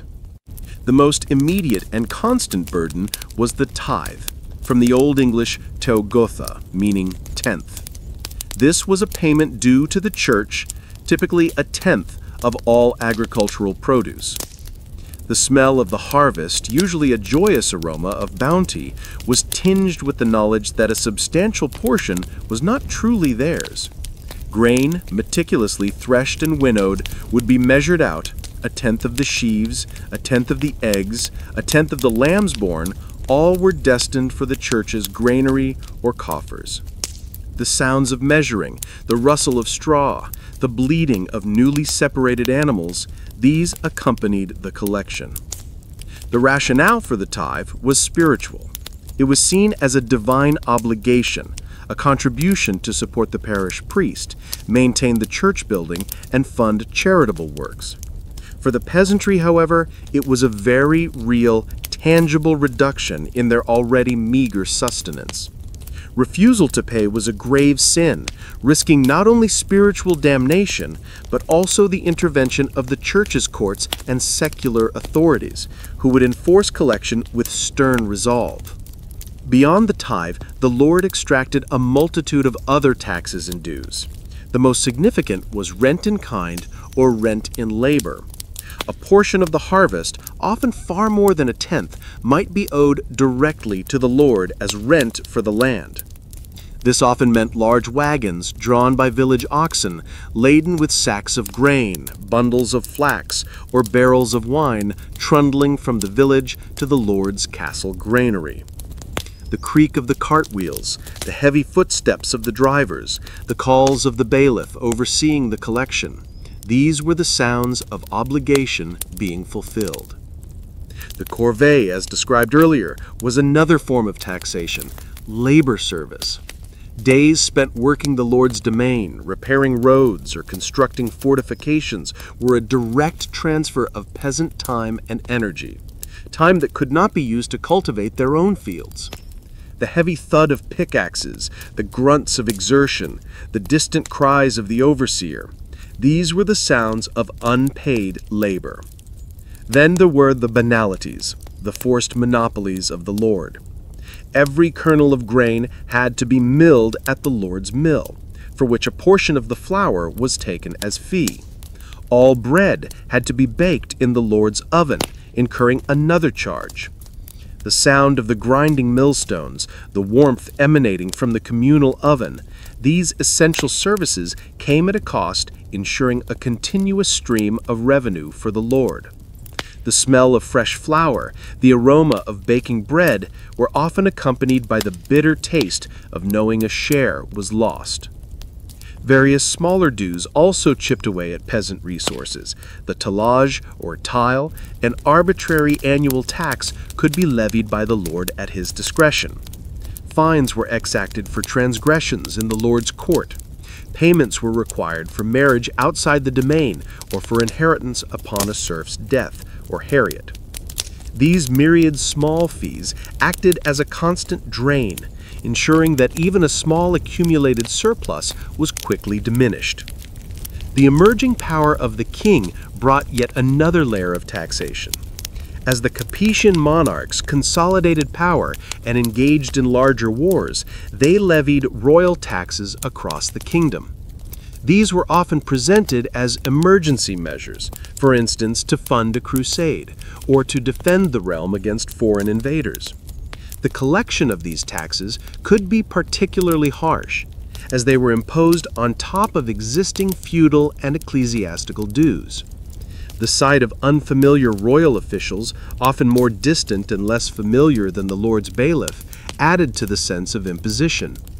The jingle of the few silver pennies collected, the rustle of official parchment, the stern faces of the collectors, these signaled the king's distant but undeniable reach. The consequences of failure to pay were severe. For the Lord's taxes, resistance or inability to pay could lead to seizure of property, expulsion from the land, or even corporal punishment. For church tithes, excommunication or fines were possible. For royal taxes, the consequences could be equally harsh, with no local lord able or willing to protect a peasant from the king's demands. The smell of fear, the quiet desperation in voices, and the visual evidence of seizures, a family's scrawny cow being led away, a small heap of grain confiscated, vividly illustrated the ruthlessness of collection. The combined weight of these taxes and tithes formed an immense burden on the medieval French peasantry. They worked ceaselessly, not just for their own survival, but to support an entire social structure above them. Their lives were a continuous cycle of labor and obligation, with every harvest, every birth, every significant event accompanied by the demands of the three pillars of power: the church, the local lord, and the distant king. The quiet resilience of the villagers was a testament to their enduring strength, living under a system where nearly everything they produced, and much of their time, was ultimately claimed by others. Medieval medicine and punishment. In medieval France, the understanding of the human body and its ailments was a complex blend of ancient humoral theories, religious belief, and rudimentary practical experience. This limited medical knowledge profoundly influenced how pain was understood, managed, and, chillingly, how it was deliberately inflicted as a form of punishment. The sounds of illness, the racking coughs, the weak moans, the cries of agony from injury were a common, inescapable backdrop to life, often merging with the sharp, visceral sounds of justice being meted out. For the vast majority of the population, access to formal medical care was almost non-existent. In the village, a wise woman or a local elder might possess knowledge of herbal remedies, passed down through generations. The smells of drying herbs, chamomile, comfrey, mugwort, would permeate certain dwellings, offering a faint hope of relief. Simple poultices for wounds, infusions for fevers, or bitter concoctions for stomach ailments were the mainstays of care. Bleeding, often performed by barbers or untrained practitioners, was a common practice, based on the belief in balancing the body's humors, sometimes offering relief, sometimes weakening an already ailing body. Pain itself was often seen as an inherent part of the human condition, a consequence of sin, or a test from God. There was little effective means to alleviate chronic pain. An injured limb, a toothache, a persistent fever, these were endured with stoicism, often turning debilitating or fatal. The sounds of a community living with constant aches were subtle. The groans during heavy labor, the restless turning at night, the quiet resignation in faces etched with discomfort. When it came to punishment, the infliction of pain was not an unfortunate side effect, but often a deliberate central component. Justice was not merely about incapacitating an offender, it was about retribution, deterrence, and making a public example. The methods used exploited the very fragility of the human body, turning its vulnerabilities into instruments of torture and agonizing execution. The deliberate creation of suffering was deemed a legitimate means to an end, whether to extract truth or to enforce obedience. The sounds of punishment were designed to be terrifyingly distinct from the sounds of illness. Instead of a natural cough, there was the sharp crack of a whip. Instead of a feverish moan, there was the raw, desperate scream of someone under the rack. The smell of herbs for healing was replaced by the metallic tang of blood, the acrid scent of fear, or the sickening aroma of burning flesh. Mutilation, while somewhat less common in the 13th century France than in earlier periods, was still a possibility for severe crimes. The loss of a hand for theft, the cutting out of a tongue for blasphemy, or the blinding for serious offenses were not merely symbolic acts, they were permanent disfigurements, designed to brand the offender for life and serve as a living warning. The immediate agonizing pain, the gushing of blood, the subsequent infection, and slow, excruciating healing process, often without proper medical care, were the true punishments. The methods of torture, as discussed previously, were direct assaults on the body's pain receptors, aiming to break the will through sheer physical torment. The strappado, the rack, the thumb screws, these devices turned joints, stretched limbs, and crushed bone, producing a level of agony that left bodies broken and minds shattered. The absence of effective pain relief meant that every moment of torture was endured in its rawest form, with no mitigating comfort. Even the process of execution was often prolonged or accompanied by methods designed to maximize suffering or public humiliation. Hanging could be slow, strangulation agonizing. Burning at the stake, particularly for heresy or witchcraft, was a horrific spectacle designed to cleanse through fire, a public display of ultimate agony and destruction, The sounds of burning wood, the shouts of the crowd, the cries from the flames, and the smell of roasting flesh were intended to instill profound terror and obedience. The intersection of medieval medicine and punishment was grim. Those who practiced what little medicine existed were rarely involved in mitigating the pain inflicted by the justice system. Their skills, as they were, might be called upon after a punishment, to bind wounds, to set broken bones, or to offer a modicum of comfort before death, but never to ease the intentional suffering inflicted by law.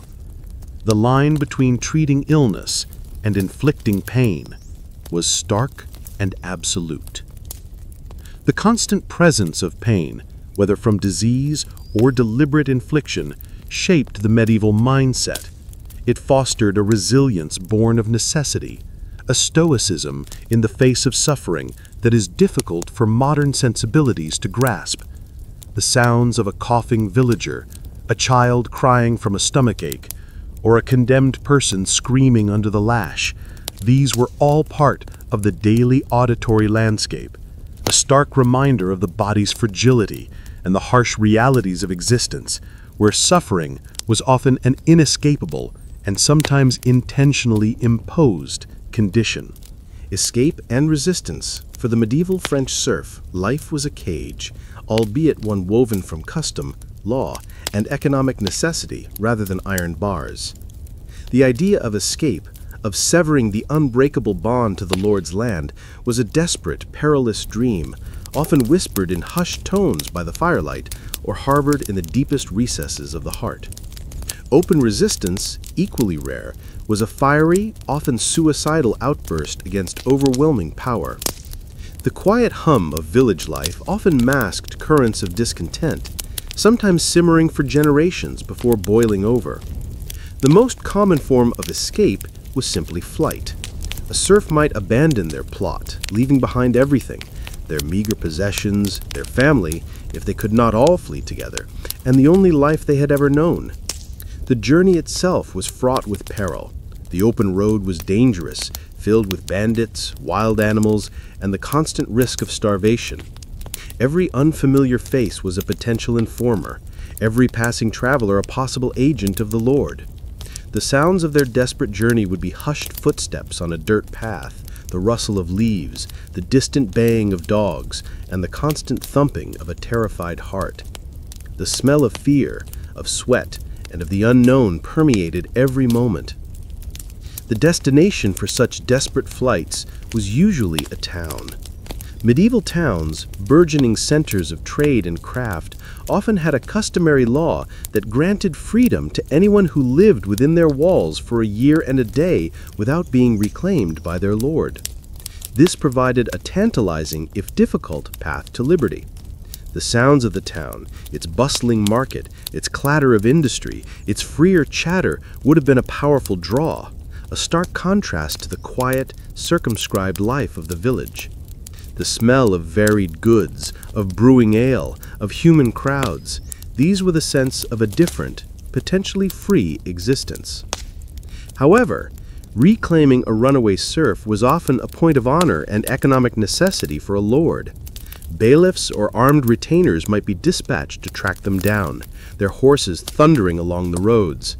The penalty for being caught was severe, a return to bondage, often accompanied by a harsh public whipping, additional labor duties, or confiscation of any meager property.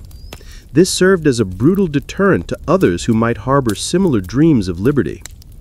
Beyond individual flight, passive resistance was a more common, subtle form of defiance. This involved quiet acts of sabotage or inefficiency designed to lessen the burden of feudal duties or to express discontent without outright rebellion. Slowing work on the lord's domain, subtly damaging tools, feigning illness during corvée days, or hiding small amounts of grain from the tax collector, these were acts of quiet, almost invisible rebellion. The sounds would be the low grumble of complaint, the muttered curses under breath, the slower pace of a task, the deliberate misplacing of an item. The smell of resentment might subtly taint the air. Open rebellion was rare, extremely dangerous, and almost always brutally suppressed. The conditions had to be dire: widespread famine, excessive taxation, or particularly cruel oppression by a lord to push a community or several communities to collective uprising.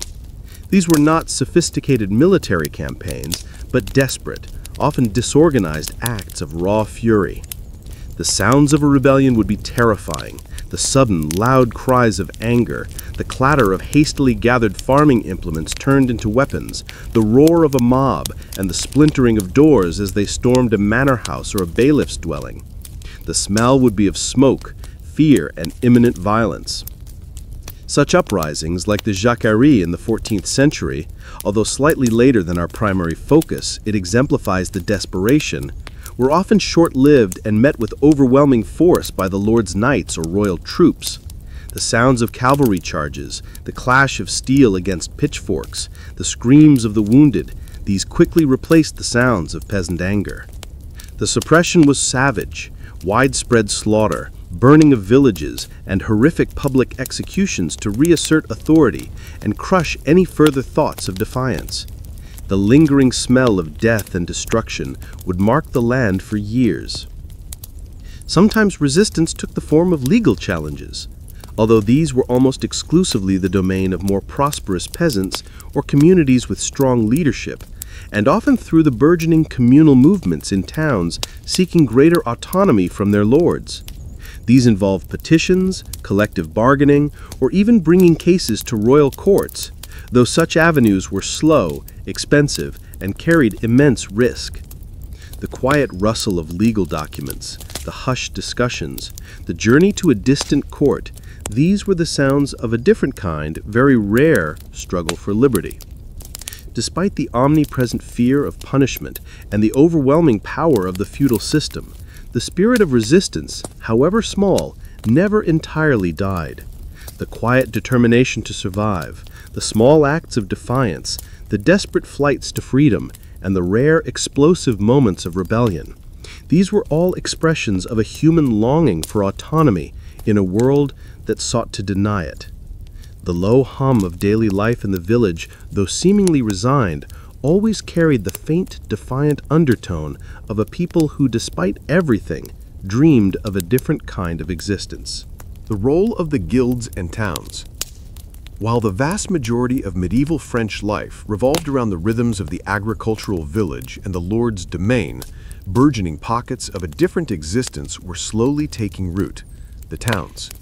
These urban centers, often grown around a castle or a river crossing, represented a profound shift in social structure and, crucially, offered a nascent form of freedom and a distinct system of justice. The sounds of a town were a cacophony entirely alien to the quiet village: the constant clatter of wooden shoes on cobblestones, the ringing of countless hammers, the shouts of merchants, and the pervasive hum of diverse human activity. The very air of a town smelled different. Instead of peat smoke and damp earth, there was the tang of raw leather, the sharp scent of brewing ale, the rich aroma of spices from distant lands, and the unavoidable pungent odor of dense human habitation and its waste. The narrow, winding streets, often muddy or dusty depending on the season, were alive with people of varied trades, creating a vibrant, often chaotic energy. A key institution shaping life and justice within these towns was the guild system. Guilds were associations of craftsmen or merchants organized by specific trades: weavers, bakers, masons, coopers, goldsmiths, apothecaries, and so forth.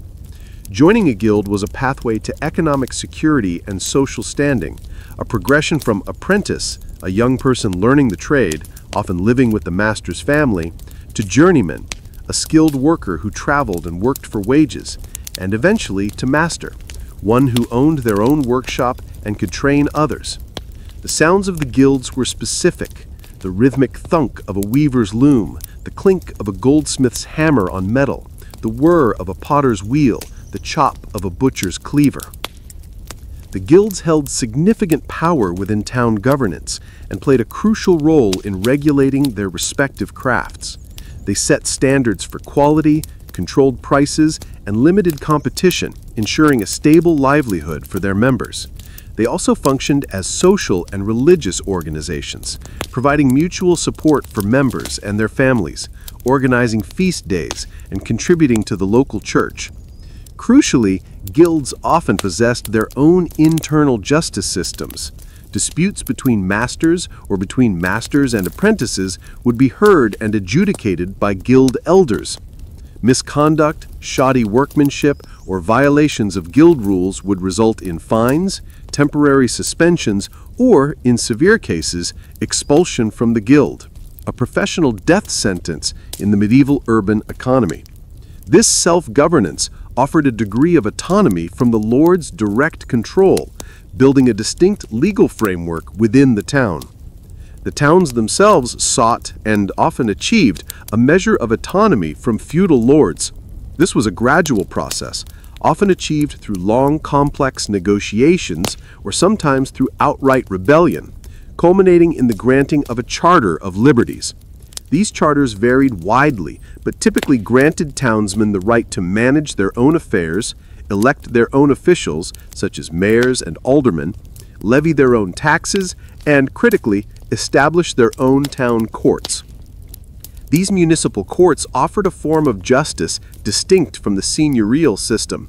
While still reflecting medieval legal principles, they were often more focused on commercial disputes, property rights within the town, and crimes committed by and against townsmen. The justice administered might be swifter and more standardized than in a distant lord's court.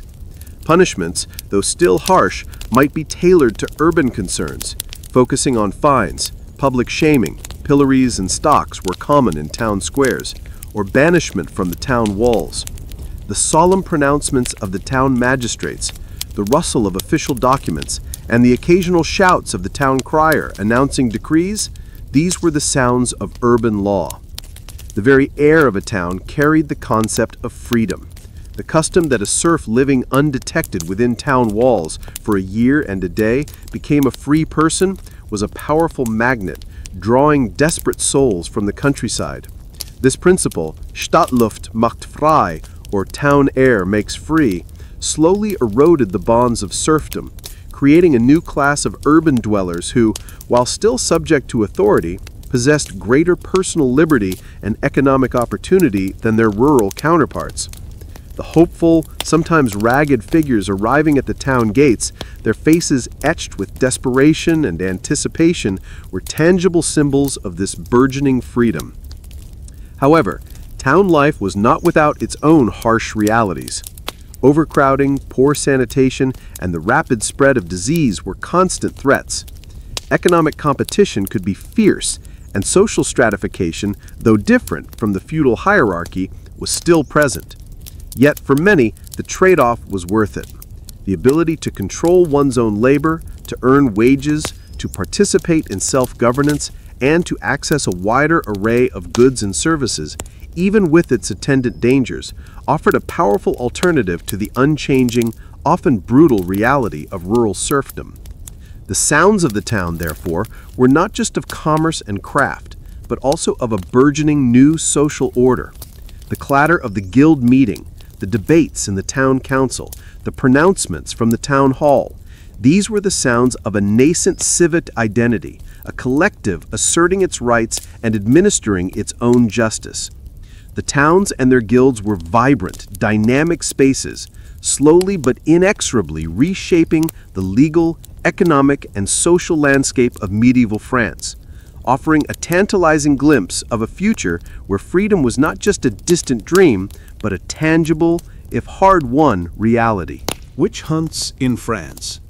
While the full, terrifying crescendo of the European witch hunts would predominantly sweep across the continent in the later 15th, 16th, and 17th centuries, the foundations for this mass hysteria were laid well before, with seeds of suspicion and fear already taking root in medieval France. In the 13th century, a growing preoccupation with heresy by the Church, often intertwined with nascent fears of maleficium, harmful magic, the subtle shift in the air from simple superstition to a profound dread of unseen malevolent forces marked the earliest stirrings of this dark chapter. The rural communities, isolated and vulnerable to the whims of nature and disease, had always harbored beliefs in folk magic, charms, and traditional healers. The sounds of their daily lives, the rustle of leaves in the forest, the murmur of the wind, the creaking of an old house, could easily be attributed to unseen forces. A sudden illness, a blighted crop, the unexplained death of livestock, or a string of misfortunes often led to local suspicions. The finger of blame might fall upon an old woman living alone, an outsider, or someone with an unusual demeanor, their knowledge of herbal remedies now twisted into sinister practices. The Church, however, began to systematically categorize such practices as not mere superstition, but as heresy, a direct pact with the devil. This theological framework transformed local anxieties into a much graver threat.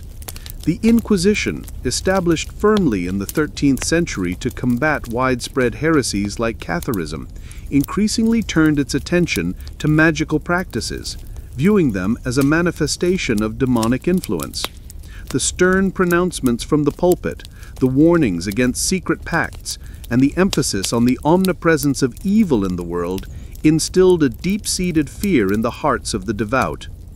The process of accusation was terrifyingly simple and often fueled by fear, jealousy, or personal vendettas. A rumor, a sudden illness in a neighbor's child, a minor dispute, any of these could ignite suspicion. The accused, primarily women, often those on the margins of society, would find themselves isolated, their denials met with hardened skepticism. The sounds accompanying such accusations would be hushed whispers, quickly escalating to angry shouts, followed by the chilling silence of communal avoidance. The smell of fear, pungent and acrid, would emanate from those under suspicion. Formal procedures, when they occurred, were often initiated by local secular lords or town authorities, but with increasing influence and pressure from the Church. Investigations were undertaken, often leading to detention in the Lord's dungeon, where the isolation and harsh conditions served to soften the resolve. The atmosphere in such places, already described as heavy with dread, gained an additional layer of theological terror when linked to accusations of unholy pacts. The interrogation of those suspected of witchcraft could be particularly brutal. As the concept of a pact with the devil solidified, investigators sought confessions, not just to prove guilt, but to understand the nature of this supposed unholy alliance. The assumption was often that innocence would be proven through the ordeal, but guilt would be confirmed by a full confession. The pressure to confess was immense, often leading to the use of torture. The sounds of agony, of broken pleas, and the eventual, often incoherent admissions would fill the grim chambers, recorded meticulously by scribes who believed they were witnessing the triumph of divine truth. The punishments for those convicted of witchcraft were among the most horrific available. If a formal pact with the devil was proven or confessed, the accused was deemed a heretic, and typically handed over to the secular arm for burning at the stake. This method of execution was symbolic, believed to purify the community of the evil and prevent the spread of demonic influence. The public spectacle was designed to instill absolute terror. The crackle and roar of the flames, the acrid smell of burning flesh, the screams of the condemned, and the collective gasp of the horrified yet often approving crowd. These were sights and sounds deliberately etched into the collective memory as a warning. Even if not burned, lesser punishments involved public humiliation, forced penance, or banishment. The very shadow of an accusation, regardless of the outcome, could destroy a person's life, leaving them forever tainted in the eyes of their community. The fear of being singled out, of being different, became a powerful force for conformity in villages. While the widespread, systematic witch craze was still centuries away, the 13th century laid crucial groundwork through the Church's theological condemnation of magic and the burgeoning inquisitorial procedures. The quiet village, seemingly serene, harbored a growing vulnerability to panic and suspicion. The whispered rumors, the subtle changes in community dynamics, and the chilling specter of ultimate condemnation formed the early, terrifying undercurrents of the witch hunts that would later engulf France and much of Europe in a wave of fear and unspeakable cruelty. The role of torture in confessions. Within the stern, unyielding framework of medieval French justice, the concept of a confession held paramount significance. It was considered the queen of proofs, often outweighing eyewitness testimony or circumstantial evidence. This immense value placed on a direct admission of guilt led, particularly from the 13th century onwards, to the increasing, chilling, and often brutal role of torture in legal proceedings. The very air in the castle dungeons, thick with damp and the lingering scent of despair, carried an unspoken understanding that the path to truth, as defined by the authorities, often led through profound physical torment. The shift towards the systematic use of torture was influenced by the revival of Roman law and its emphasis on absolute proof. In the absence of direct eyewitnesses to a crime, or when evidence was contradictory, a confession was deemed irrefutable. Both secular and ecclesiastical courts, especially the burgeoning Inquisition, adopted this principle.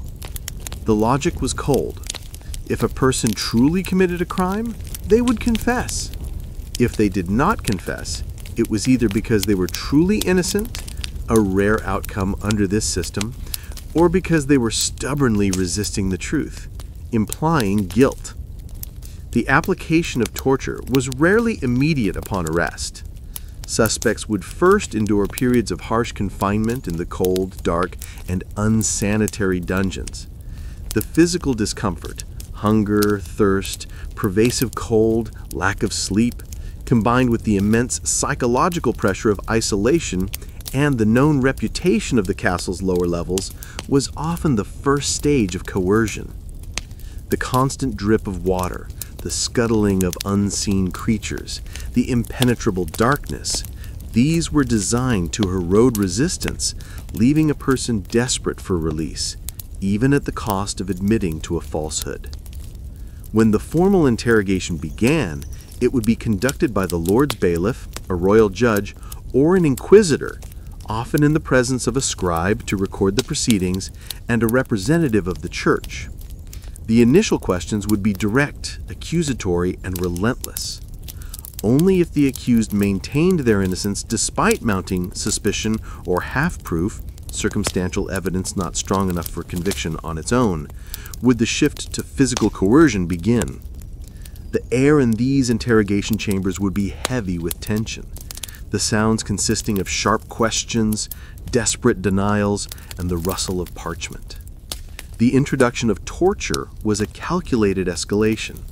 The instruments themselves might be displayed, their cold metal and rough wood a silent, terrifying promise of what was to come. The executioner, or a designated torturer, often a formidable figure, would be present, their grim competence adding to the dread. The methods, as detailed previously, were designed to inflict agonizing pain without immediate death, pushing the body to its absolute limits. The strappato, the rack, thumbscrews, and water torture were among the most common. The sounds accompanying these ordeals were horrific. The groaning of stressed timbers, the creaking of ropes, the grinding of joints, the sharp intake of breath, the guttural screams of pain, and ultimately the broken, whispered words of confession. The smell of sweat, fear, and sometimes blood would fill the confined space, clinging to the stone walls. The objective was clear: to inflict sufficient agony until the desired words were uttered. A twisted legal technicality often accompanied the use of torture. A confession made during torture was considered invalid because it was coerced. Therefore, once the torture ceased, the accused would be asked to repeat their confession freely and voluntarily. If they recanted, the torture could be resumed, often with greater intensity. This grim cycle could continue until a voluntary confession was extracted, or the accused died under the torment. This ensured that, on paper, the confession appeared legitimate, even if the means to obtain it were anything but. The psychological impact of torture was immense. Even for the innocent, the desire to escape the unbearable pain often outweighed the consequences of a false confession, leading to admissions of crimes never committed. The memory of the pain, the physical scars, and the profound trauma would haunt those who survived for the rest of their lives. For the authorities, a confession, however obtained, confirmed their suspicions and closed the case. The role of torturing confessions was a dark stain on medieval justice. It was a testament to a legal system that prioritized absolute certainty of guilt, even at the cost of truth and human dignity. The terrifying sounds and grim practices within the castle's hidden chambers were a chilling counterpoint to the public spectacles of punishment, revealing a hidden dimension of power that operated in the shadows, extracting its desired truths through the deliberate infliction of unspeakable agony. For any who faced such an ordeal, the word confession carried the bitter taste of pain and desperation, forever silencing any true innocence. Life at the castle keep, the towering heart of the Lord's domain, pulsed with an entirely different rhythm. It was a world of relative luxury, security, and refined pursuits, a stark and deliberate contrast to the misery of the outside world. The sounds from within its thick stone walls were of clattering arms, of noble laughter, of musical instruments, and the bustling activity of a large household, all distinct from the muted, earthy sounds of the peasantry. The very air within the castle walls smelled different, less of peat smoke and damp earth, more of roasting meats, fine wines, polished leather, and the exotic perfumes of spices and incense. The light, though still limited by narrow window slits, was supplemented by countless flickering torches and candles, casting dancing shadows on tapestries and painted walls, illuminating a world of vibrant color and texture. The great hall was the epicenter of noble life. Here, the Lord held court, received visitors, presided over disputes, and most famously hosted lavish feasts. The sounds of a feast were boisterous and joyful, the clinking of metal cups, the lively chatter of many voices, the strumming of a lute or the reedy tune of a pipe played by a resident minstrel, and the deep and resonant laughter of well-fed nobles. The aroma of roasting game, venison, boar, fowl, slow-cooked over vast hearths, mingled with the sweet scent of spiced wine and the rich tang of freshly baked white bread, a true luxury. Dogs roamed freely beneath the tables, eager for dropped scraps, adding to the chaotic conviviality. Beyond feasting, the keep was a center of administrative and military activity. The sounds of military training would often emanate from the outer bailey, the rhythmic thud-thud of swords against wooden dummies, the clang of steel on steel as knights practiced their combat skills, the shouted commands of a drill master, the neighing of war horses. The smell of sweat, leather, and horseflesh would cling to the air in these training yards. For the noble class, warfare and martial prowess were central to their identity and their very raison d'etre. Life within the castle was not simply one of continuous revelry. It was a large, complex household requiring a substantial retinue. Servants, differentiated by rank and duty, moved through the castle, their footsteps echoing on stone floors. There were squires attending to knights, ladies-in-waiting assisting noblewomen, cooks in the bustling kitchens, scullions, laundresses, grooms in the stables, and guards patrolling the battlements. The constant hum of this activity, the clatter of pots and pans, the murmur of conversation, the creak of opening doors, all contributed to the unique auditory landscape of the keep. For the noble women, life was often confined to the castle's inner chambers, a world of needlework, managing household accounts, overseeing servants, and raising children.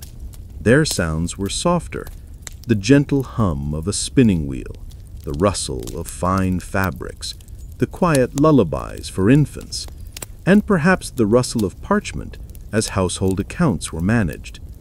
While they held significant influence within the household, their public life was largely restricted, often revolving around the maintenance of reputation and lineage. The castle's defenses were a constant, visible reminder of its primary purpose.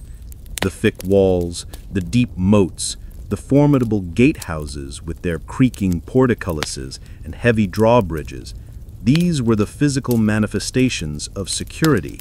The sounds of a castle preparing for a siege were chilling, the frantic shouts of command, the grating sound of the portcullis lowering, the heavy thud of timber as barricades were erected, the distant cries of peasants fleeing the surrounding lands to seek refuge within the outer walls, the smell of fear, of packed bodies, and the acrid smoke of battle would replace the usual castle aromas.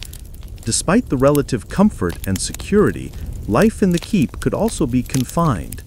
Privacy, by modern standards, was rare. Rooms were often communal, and even private chambers might serve multiple functions.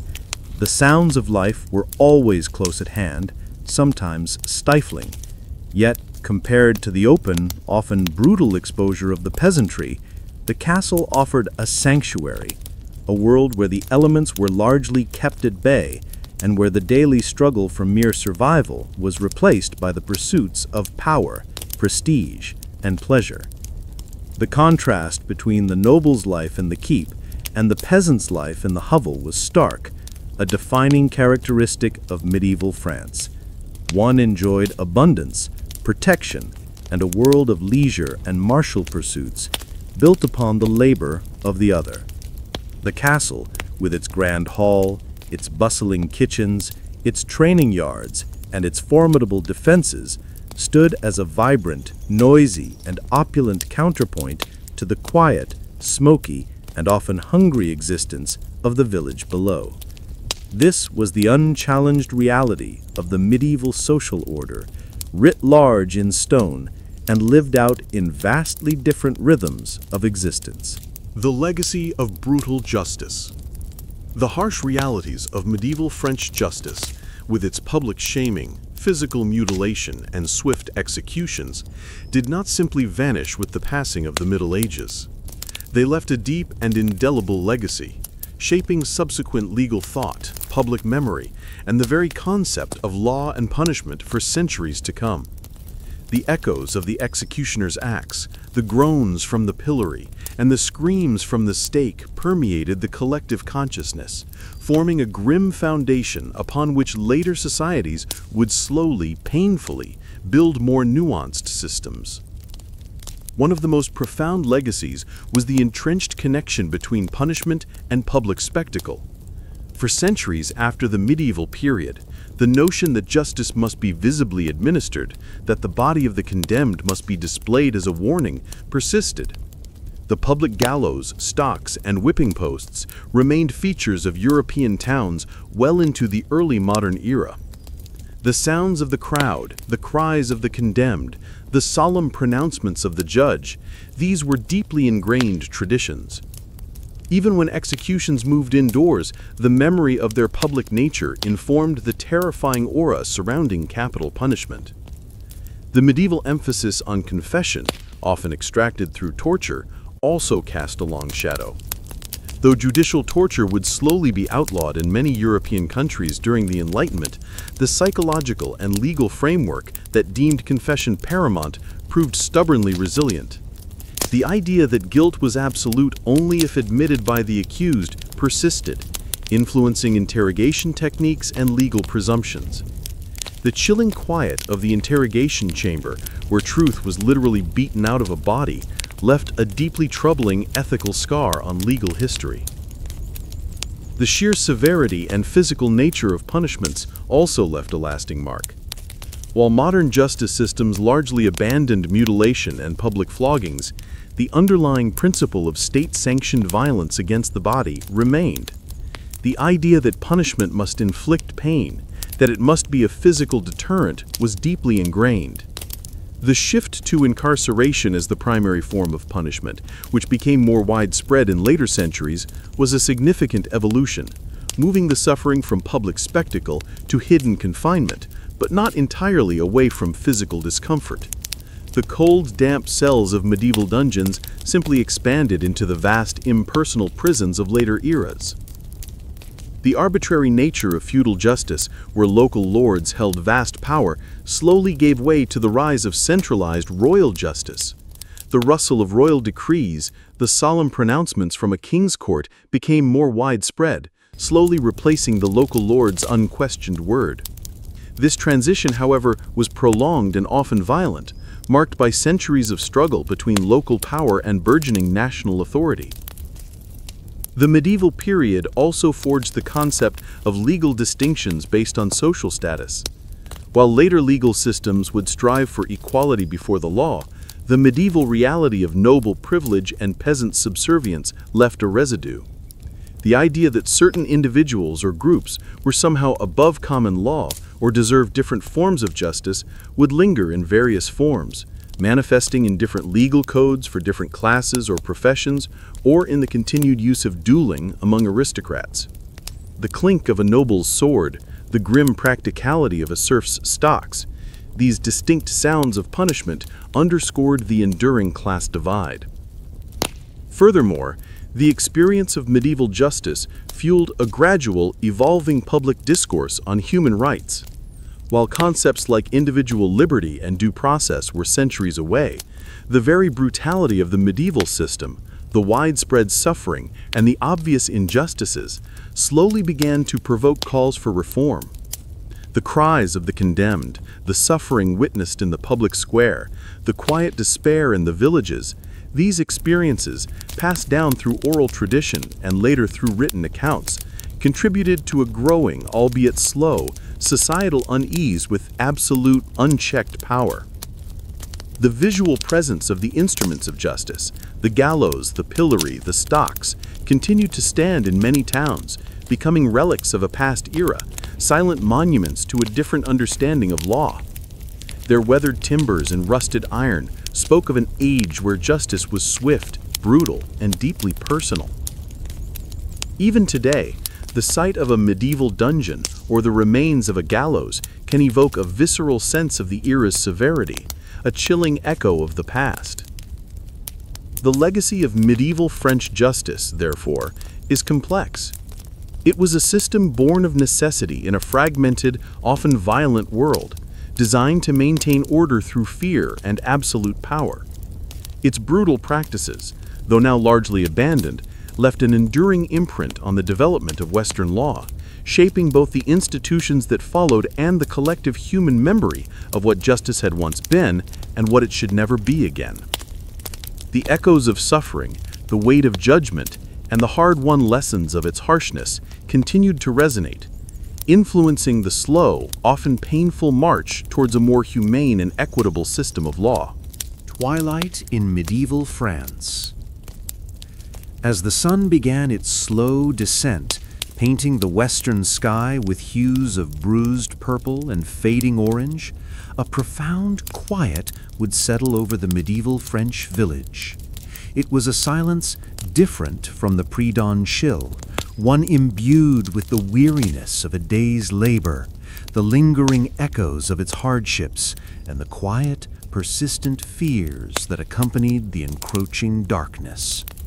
This was the twilight of medieval France, a time for reflection, for gathering, and for seeking the fragile comfort of warmth against the coming night. The sounds of the day, once vibrant or jarring, would gradually recede. The distant clang of the blacksmith's hammer from the lord's domain would cease.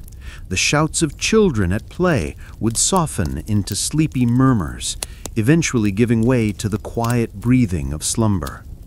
The rhythmic scrape of hoes in the fields had long since ended, replaced by the rustle of wind through newly planted crops or the silent watch of harvested stubble.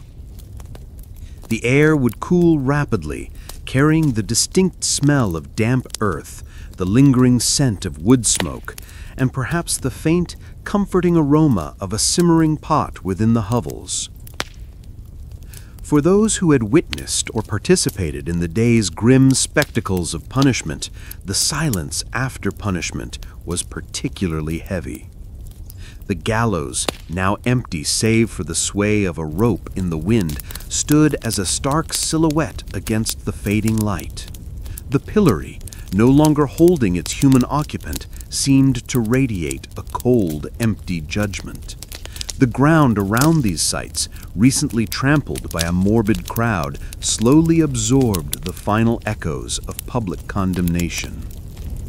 The memory of the day's events, the cries of pain, the jeers of the crowd, the solemn finality of death, would linger in the minds of witnesses, a chilling undercurrent to the quietude. Within the small, windowless hovels, the hearth fire became the focal point, its flickering light casting dancing shadows on the wattle and daub walls. The air, though still smoky, held the comforting warmth of banked embers. Simple evening meals, perhaps a thick vegetable stew or coarse bread dipped in weak ale, would be consumed in quiet resignation. The sounds would be of tired chewing, the low murmur of tired voices sharing few words, the crackle and hiss of wet peat burning. The quiet fears as night falls were omnipresent. Beyond the immediate boundaries of the village lay the unseen dangers of the forest, wild animals, and worse, bandits or rogue soldiers. The sounds of the night, the hoot of an owl, the rustle of leaves, the distant howl of a wolf could easily ignite anxieties.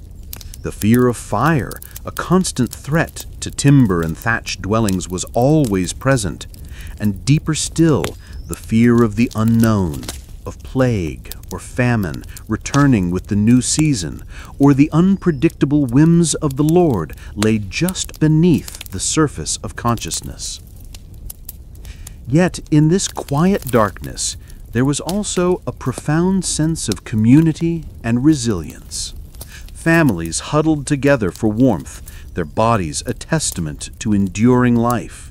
Stories, often ancient tales of courage, trickery, or divine intervention, would be told in low voices, their narratives weaving a thread of shared culture and memory.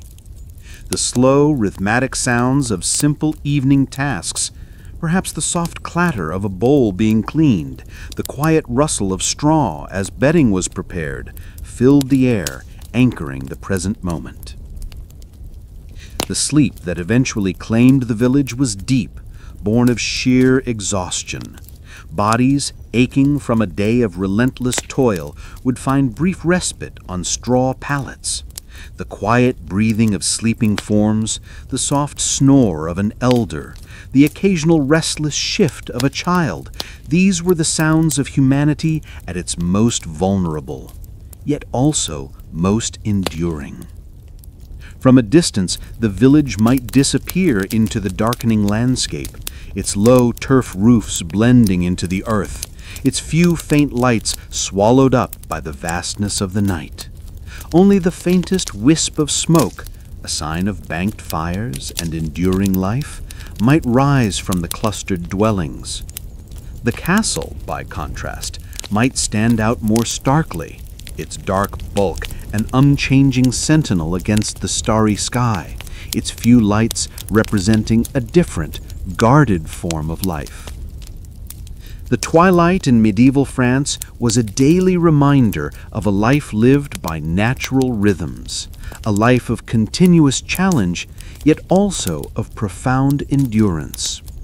It was a time when the weight of the day's labor, the memory of its hardships, and the silent fears of an uncertain future converged.